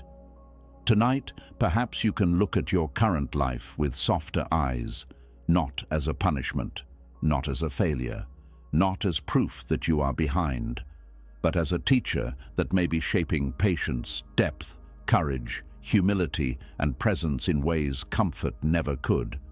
Your dream life may still come. You may still grow, heal, build, love, succeed, and become more fully yourself. But do not miss the teachings hidden here. Do not miss the quiet wisdom of this unfinished chapter. Do not miss the strength being formed in ordinary days. Do not miss the compassion growing through struggle. Do not miss the sacredness of the life that is already breathing beside you. Because the life you are living now may be teaching what your dream life cannot. And if you can receive its lessons without hatred, without rushing, without abandoning yourself, then even this imperfect moment becomes part of your awakening. After beginning to see your current life as a teacher instead of only a problem, another quiet realization starts appearing beneath the surface. Much of your fear may not actually be about the present moment at all. Much of it may come from constantly trying to protect a future version of yourself that does not even exist yet. A version that must never fail, never suffer, never be rejected, never lose control. And the exhausting part is that you may be sacrificing your real life now in order to defend that imagined future self from pain that has not happened. There is a strange sadness in the way many people live. They move through life carrying an invisible responsibility to protect a future version of themselves at all costs. Every decision becomes filtered through fear. Every risk becomes dangerous. Every uncertain step becomes emotionally heavy because the mind keeps whispering, what if this ruins your future? What if you regret this? What if this hurts the person you are trying to become? And slowly, the future self becomes more important than the living person breathing here now. This happens so quietly that most people never notice it. They think they are simply being responsible, careful, mature, strategic. But underneath that carefulness is often deep fear. Fear of pain, fear of failure, fear of becoming someone disappointed, ashamed, lonely, unsuccessful, abandoned, or broken. So the mind begins building an imaginary future self that must be protected constantly. Protected from embarrassment, protected from uncertainty, protected from emotional risk, protected from loss, protected from discomfort. And because of this constant protection, life starts becoming smaller and smaller. The heart closes before love can deepen. Dreams are abandoned before failure becomes possible. Truth remains unspoken because rejection feels too dangerous. People stay inside familiar suffering because unknown change feels threatening to the future self they are trying to preserve. But Buddhism asks a very important question. Who is this future self you are trying so hard to protect? Right now, that person does not fully exist yet. The future self is partly imagination, partly projection, partly fear. Of course, the future matters. Buddhism does not teach recklessness or irresponsibility. Caring about tomorrow is natural. Wise preparation matters. Healthy planning matters. But there is a difference between caring for the future wisely and becoming psychologically imprisoned by it. Many people no longer know how to live because they are too busy trying to guarantee safety for a version of themselves that only exists in thought. And the painful irony is this: the more tightly they try to protect that imagined future self, the less alive they become in the present. Life becomes calculation instead of experience, defense instead of participation, avoidance instead of openness. The future self slowly turns into an emotional idol. Everything revolves around preserving it. The current moment becomes sacrificed constantly in service of this imagined future safety. A person does not rest because they fear falling behind later. They do not speak honestly because they fear future rejection. They do not slow down because they fear future failure. They do not allow vulnerability because they fear future heartbreak. They do not try because they fear future humiliation. The present self becomes emotionally neglected, while the future self receives all the protection. This creates deep exhaustion because the nervous system never fully relaxes. It constantly scans for threats against the future, and fear always finds more threats. What if this decision ruins everything? What if you make the wrong choice? What if you waste your life? What if people judge you? What if you lose what you built? The mind becomes obsessed with preventing future pain completely. But Buddhism teaches something profoundly freeing. Pain is part of human life. Loss is part of human life. Change is part of human life. Uncertainty is part of human life. Trying to create a future completely untouched by vulnerability is impossible, and the attempt itself creates suffering. This is why letting go becomes so important spiritually. Not giving up on life, not abandoning wisdom, but releasing the impossible burden of guaranteeing a painless future identity. Many people are not actually living. They are managing risk emotionally every hour. They monitor themselves constantly, analyze themselves constantly, correct themselves constantly. They become afraid of mistakes because mistakes threaten the future self-image they are trying to preserve. But human beings grow through direct experience, not perfect control. A child learning to walk falls repeatedly. A heart learning to love risks pain repeatedly. A soul learning wisdom encounters confusion repeatedly. Life itself is messy, fluid, unpredictable, The future self you are trying to protect may never unfold exactly as imagined anyway. This sounds frightening at first, but it can also become deeply liberating, because once you stop worshipping a fixed future identity, you become more available to life as it actually unfolds. Many people secretly believe there is a final version of themselves they must eventually secure. A perfectly healed self, a perfectly successful self, a perfectly respected self, a perfectly safe self, and until they reach this imagined identity, they feel emotionally incomplete. But Buddhism gently dissolves this illusion. The self itself is constantly changing. The person you were 5 years ago no longer fully exists. The person you will become 5 years from now is still unfolding. Identity is not fixed stone. It is flowing process. This realization changes how you relate to fear, because now you stop treating the future self as something fragile that must be perfectly preserved forever. Instead, you begin trusting your ability to adapt, grow, and meet life as it changes. This trust matters deeply. Without it, the mind becomes rigid, and rigidity creates suffering. Rigid people fear uncertainty intensely because uncertainty threatens their mental picture of who they must become. Flexible people suffer less because they allow life to shape them gradually instead of forcing reality to obey fixed identity expectations. This flexibility is one reason Buddhist wisdom feels so spacious emotionally. It allows becoming, changing, evolving. It does not demand that life freeze into one permanent identity forever. There is also something deeply exhausting about constantly trying to protect future emotional comfort. People avoid difficult conversations because they fear future discomfort, avoid boundaries because they fear future conflict, avoid truth because they fear future consequences, avoid growth because they fear future failure.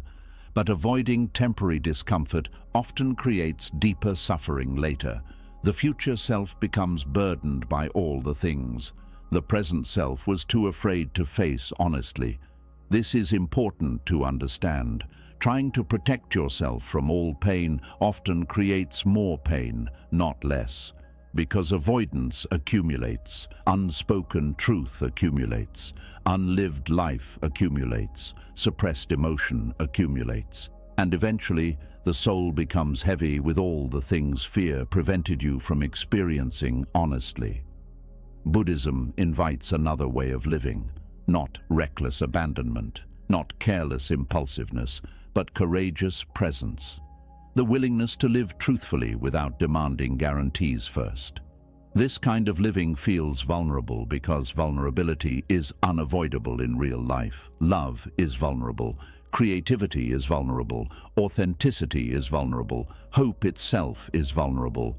Fear wants certainty before participation, but certainty rarely arrives fully. So fearful people postpone life endlessly. I will open my heart later. I will pursue the dream later. I will rest later. I will live honestly later. But later keeps moving. And meanwhile, the present self remains emotionally abandoned. This abandonment becomes one of the deepest hidden wounds in modern life. People constantly sacrifice themselves today in service of future security tomorrow. The body becomes exhausted. The nervous system becomes overwhelmed. Joy disappears. Presence disappears. Life becomes endless preparation instead of experience. But what if the future self does not need endless protection?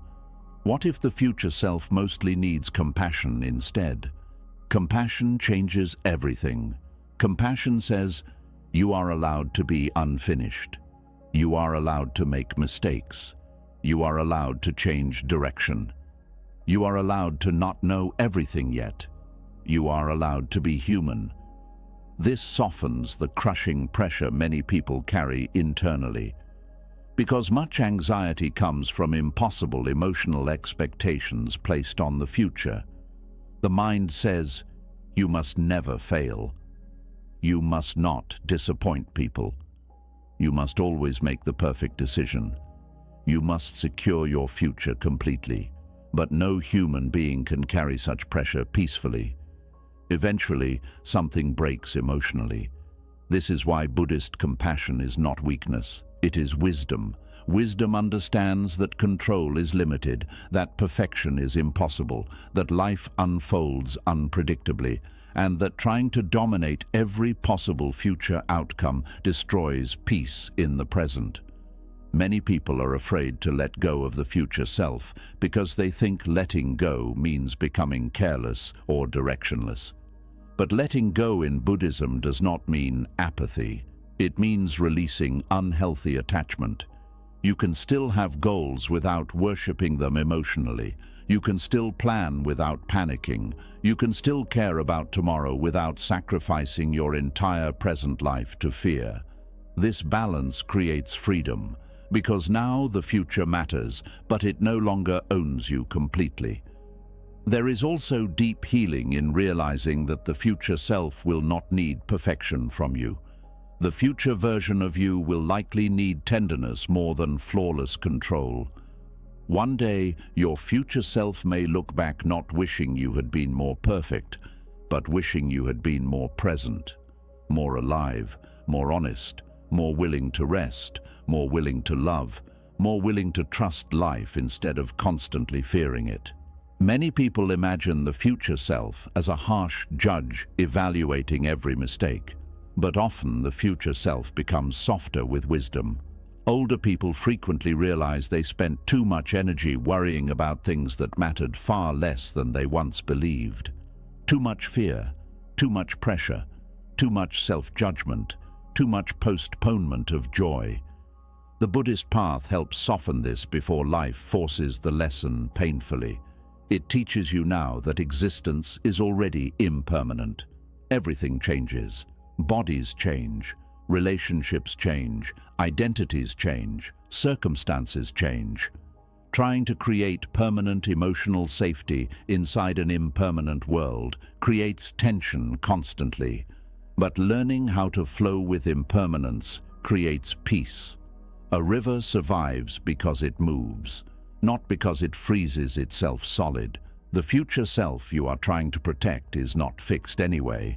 That person will continue changing through experiences you cannot fully predict now. And this is not failure, it is life. The ego fears change because change threatens identity. But the soul often grows through precisely the experiences the ego tried hardest to avoid. Heartbreak can deepen compassion. Failure can deepen humility. Uncertainty can deepen trust. Loneliness can deepen self-awareness. This does not mean suffering should be sought intentionally, but it does mean the future self does not need to be protected from every uncomfortable experience in order to become whole. Sometimes discomfort becomes part of awakening itself. There is another hidden problem with overprotecting the future self. It disconnects you from gratitude, because the mind becomes so focused on securing tomorrow that it stops appreciating today. Meals become rushed, conversations become distracted, rest becomes guilt, beauty becomes overlooked. Everything becomes about future optimization instead of present aliveness. But life is happening now, not only in the imagined future version of yourself. The current self deserves attention too. The current body deserves rest too. The current heart deserves kindness too. The current moment deserves presence too. This realization creates enormous emotional relief, because now you stop treating the present merely as raw material for future achievement. The present becomes worthy in itself. Breathing becomes enough sometimes. Sitting quietly becomes enough sometimes. Existing without constant self-improvement becomes enough sometimes. This interrupts the endless striving culture that dominates modern life. People are constantly taught to optimize themselves endlessly, become better, smarter, more successful, more productive, more attractive, more disciplined. And while growth itself is not wrong, endless self-optimization can quietly become self-rejection. The message becomes, who you are now is not enough. This creates chronic anxiety around the future self. The mind constantly tries to repair, improve, and secure identity. But Buddhism points toward another truth. You are already worthy of compassion before becoming extraordinary. You are already human before proving yourself. You are already alive before achieving perfection. This does not eliminate growth. It simply removes hatred from the process. Growth rooted in self-hatred creates suffering. Growth rooted in awareness creates peace. Many people also cling tightly to the future self because they fear regret. They want to make perfect decisions so future pain can be avoided completely. But perfection is impossible. Every life contains uncertainty. Every path contains trade-offs. No decision guarantees complete emotional safety forever. Once this is accepted deeply, enormous pressure releases. You stop demanding impossible certainty before moving forward. You stop believing every choice must eliminate all future discomfort. You begin trusting your ability to adapt instead. Adaptability is far more valuable than imagined perfect control. Life constantly changes. Flexible hearts survive better than rigid ones. This is why Buddhist wisdom values non-attachment, not because caring is wrong, but because clinging creates suffering. The tighter you cling to a fixed future identity, the more frightening change becomes. But when identity softens, life flows more naturally. You stop needing every chapter to preserve a specific self-image. You become more open to transformation, more open to learning, more open to surprise. This openness restores aliveness, and aliveness matters more than perfect psychological protection. Fear says, protect yourself completely. Wisdom says, live truthfully, even though life remains uncertain. This difference changes everything, because one path creates endless contraction, the other creates freedom. Tonight, perhaps you can gently notice how much energy has been spent protecting a future version of yourself. The future version that must never fail, never suffer, never disappoint, never feel lost. And perhaps you can begin softening around that burden, not abandoning responsibility, not abandoning dreams, but releasing the impossible demand to secure a perfectly painless future identity. You do not need to become invulnerable to deserve peace. You do not need every decision guaranteed before living honestly. You do not need to protect yourself from all uncertainty before allowing yourself rest. The future self will continue unfolding, changing, learning, becoming. And perhaps what that future self will need most from you is not endless fear and control. Perhaps it will need the courage you practice today, the compassion you offer yourself today, the honesty you allow today, the presence you return to today. Life is not asking you to perfectly preserve a future identity. Life is asking you to fully inhabit this living moment before it disappears. And maybe true peace begins the moment you stop sacrificing your real life now for a future self that only exists inside fear. After slowly loosening the exhausting grip on the future self, something softer begins to emerge inside the heart. The pressure to control every outcome starts weakening. The need to predict every possibility starts fading slightly. And beneath all that noise, something incredibly simple begins, waiting quietly for your attention. Your breath, not tomorrow, not the identity you are trying to become, not the fear of what may happen, just this breath entering and leaving the body. And hidden inside this small, ordinary act is a freedom many people spend their entire lives searching for. There is something deeply healing about realizing that life does not have to be carried all at once. Most people move through existence as if they must emotionally solve their entire future before they are allowed to relax. They carry tomorrow in their chest constantly, next year, next decade, every possibility, every fear, every unfinished responsibility. And because of this, the nervous system never truly rests.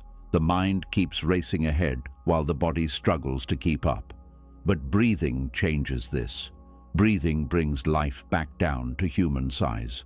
One inhale, one exhale, one moment. This sounds almost too simple at first. The mind wants more complicated answers. It wants grand solutions, dramatic transformations, complete certainty.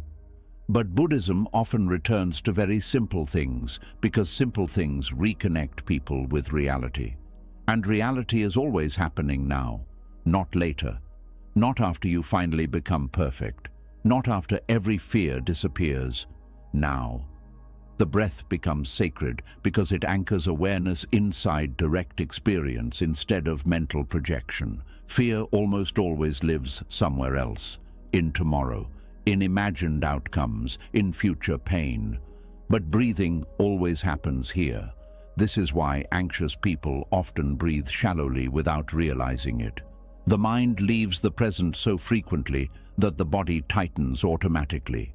The chest contracts, the jaw hardens. The nervous system prepares for danger that may not even exist.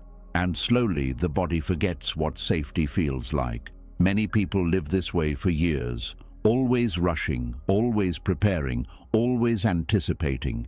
Even peaceful moments become interrupted by mental movement. A quiet evening cannot simply be a quiet evening. The mind turns it into planning, comparing, predicting, worrying, fixing.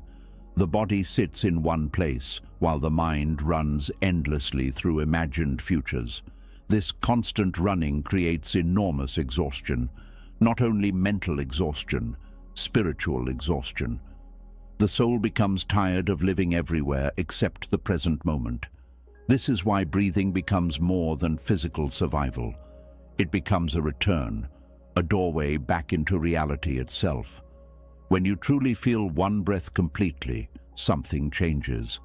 The mind slows slightly, the body softens slightly. Attention gathers instead of scattering everywhere, and for a moment, life no longer feels impossible to carry, because you are no longer trying to carry all of it. Only this breath, only this moment.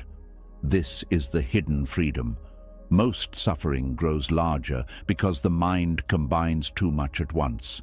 Yesterday's regrets, tomorrow's fears, today's uncertainty, old wounds, future predictions. Everything collapses together inside the nervous system until the person feels overwhelmed by life itself. But life itself is not arriving all at once. Only this moment is arriving. Only this breath is here now. Buddhism teaches this repeatedly because the human mind constantly forgets it. The mind prefers abstraction. It turns life into giant emotional concepts. My entire future, my whole identity, my entire purpose, my complete healing. And these enormous mental constructions become emotionally crushing. But breathing interrupts abstraction. Breathing says, here, now, this inhale, this exhale, this body still alive, this moment not yet destroyed by fear. Many people are secretly terrified of slowing down because they fear what they will feel underneath all their mental movement. Constant thinking becomes distraction from direct emotional contact. If they stop rushing mentally, they may finally notice grief, loneliness, exhaustion, fear, sadness. So the mind keeps moving endlessly, but movement without awareness does not heal pain. It only delays contact with it. Breathing creates gentle contact, not violent confrontation, gentle contact. You begin noticing the body honestly, the tension, the fatigue, the ache inside the chest, the nervous system asking quietly for rest. And this noticing itself becomes compassionate, because many people abandon themselves emotionally for years. They override exhaustion constantly, ignore fear constantly, suppress sadness constantly. The body keeps carrying what the conscious mind refuses to slow down long enough to feel. but the breath patiently waits, always available, always returning, no matter how lost the mind becomes. This is why Buddhist meditation is often centered around breathing, not because breathing is magical in some dramatic way, but because it reconnects awareness with reality gently and repeatedly. The breath does not demand perfection. It simply invites return, again and again and again. The mind wanders into fear, return to breath. The mind wanders into future disaster, return to breath. The mind wanders into shame, return to breath. This repeated returning slowly retrains the nervous system away from chronic panic. Over time, the body begins learning that it does not need to live permanently braced against life.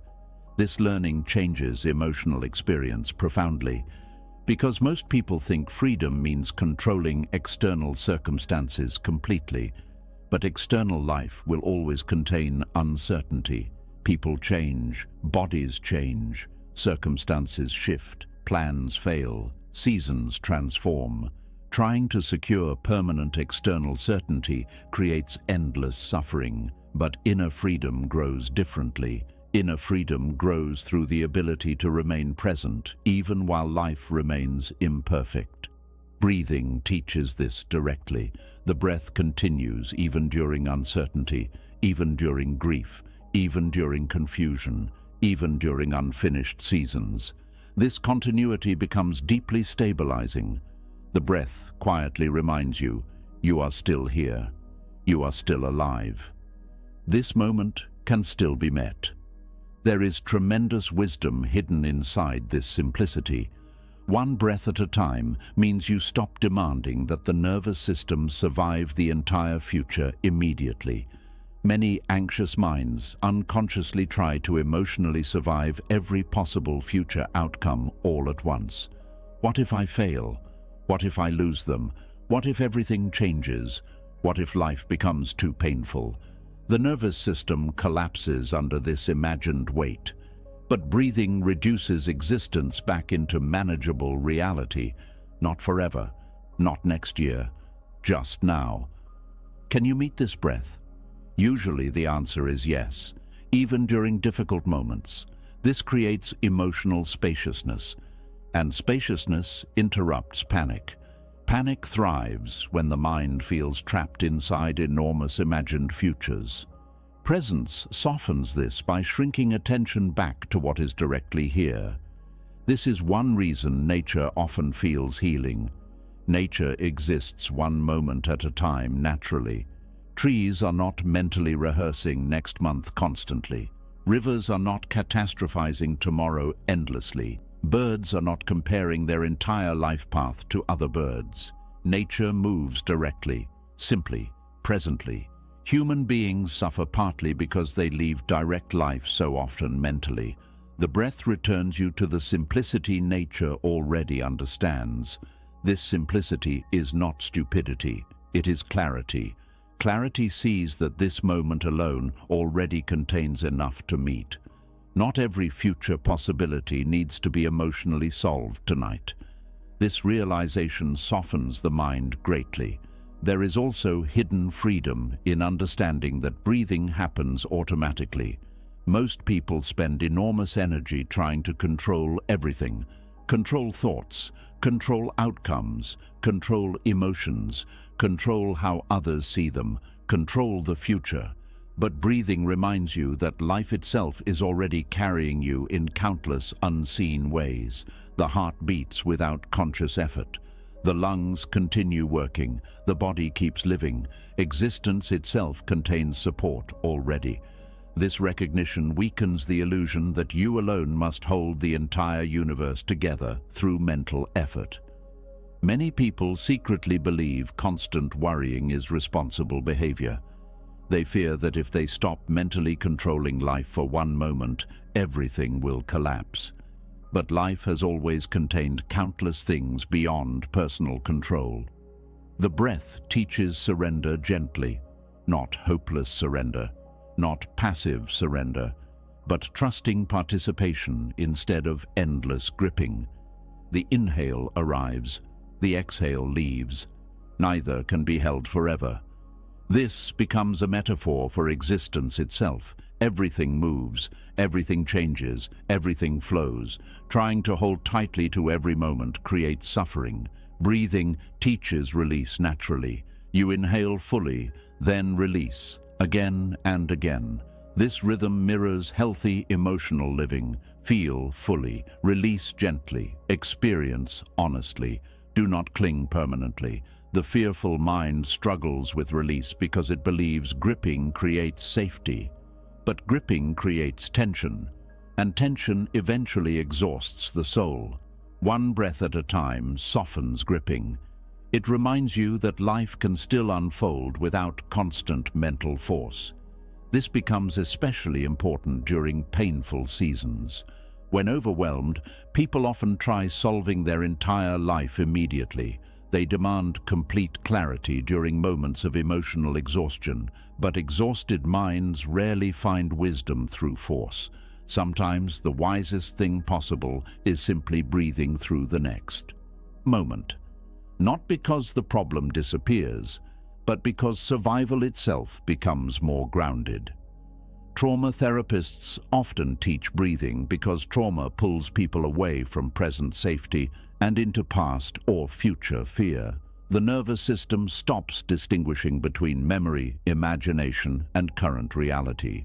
Breathing restores orientation. Here, now, this room, this body, this moment survived. Buddhism understood this long before modern psychology fully explained it scientifically. Presence heals fragmentation. The breath reunifies scattered attention. This is why mindful breathing often brings unexpected emotion to the surface. Once the nervous system slows slightly, buried feelings emerge naturally. Grief, fatigue, tenderness, long-suppressed sadness. Many people begin crying during stillness, not because something is wrong, but because the body finally feels safe enough to soften. Softening is not weakness, it is release. A nervous system permanently armored cannot experience deep peace. Breathing gently loosens armor over time. This creates emotional honesty.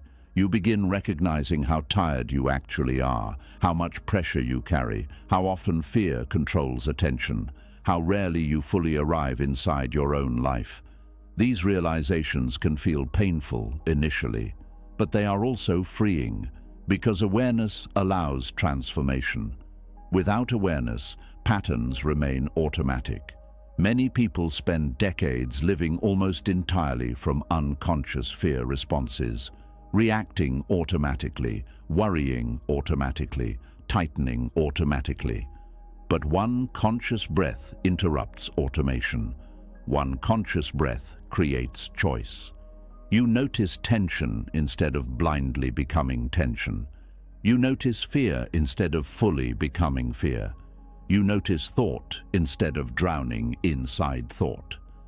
This witnessing awareness is central to Buddhist freedom. You are not every passing mental storm. You are the awareness capable of observing storms without becoming completely lost inside them. Breathing strengthens this witnessing gently, not through force, through practice. Slowly, the mind learns how to stay present longer, not perfectly. Human minds wander naturally, but awareness returns more quickly, and each return strengthens inner steadiness. There is also something deeply humbling about realizing how little is actually required for this moment. One breath, a little awareness, a little softness. The mind constantly complicates existence. It says peace must be earned through achievement, certainty, perfection, or complete understanding. But breathing reveals that peace often begins far more simply. A relaxed jaw, a slower inhale, a moment of non-resistance, a willingness to stop mentally running for a few seconds. These tiny moments accumulate, and gradually the nervous system begins trusting life more. Not blindly, not foolishly, but experientially. You survive uncertainty. You survive incomplete answers. You survive emotional waves. and the breath remains through all of it. This continuity becomes deeply comforting. Many spiritual traditions call breath sacred because it connects the invisible and visible parts of existence. You cannot see breath directly, yet life depends on it completely. In the same way, much of what sustains human beings remains invisible. Love, presence, awareness, compassion, stillness. These things cannot always be measured externally, yet they shape emotional reality profoundly. Modern culture often ignores these invisible dimensions because it worships productivity and visible achievement constantly. But breathing cannot be rushed. Presence cannot be mass-produced. Inner peace cannot be downloaded instantly. These things unfold slowly through attention. This is why one conscious breath can become more healing than hours of anxious thinking. Thinking often multiplies suffering.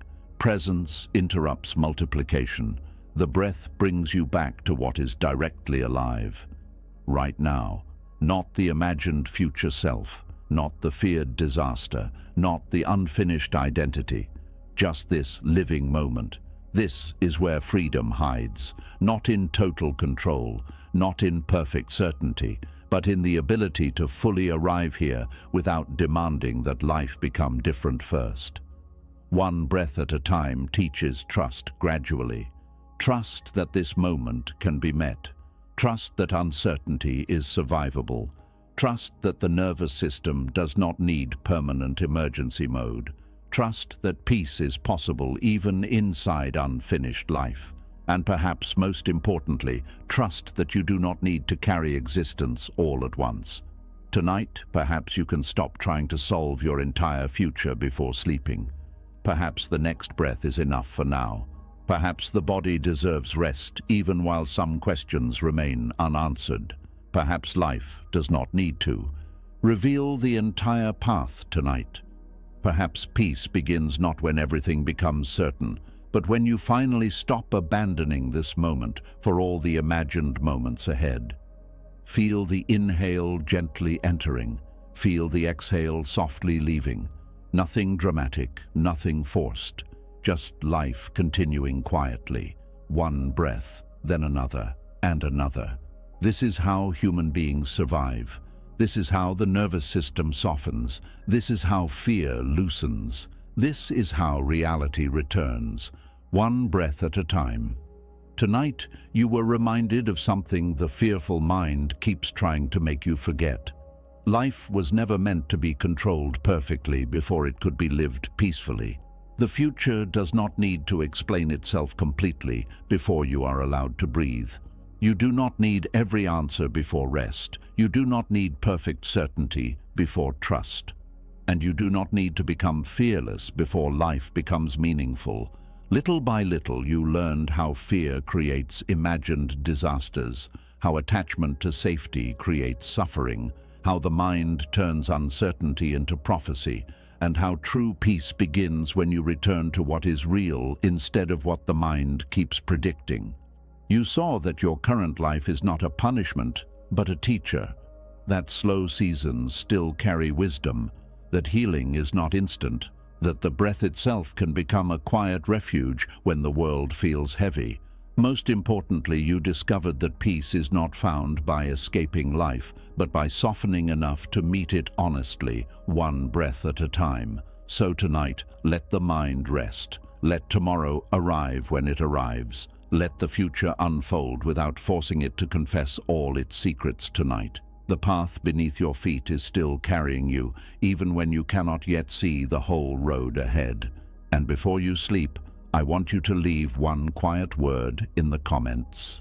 I trust. Let that word become a promise to yourself that you will stop abandoning the life you are living for the life you are fearing.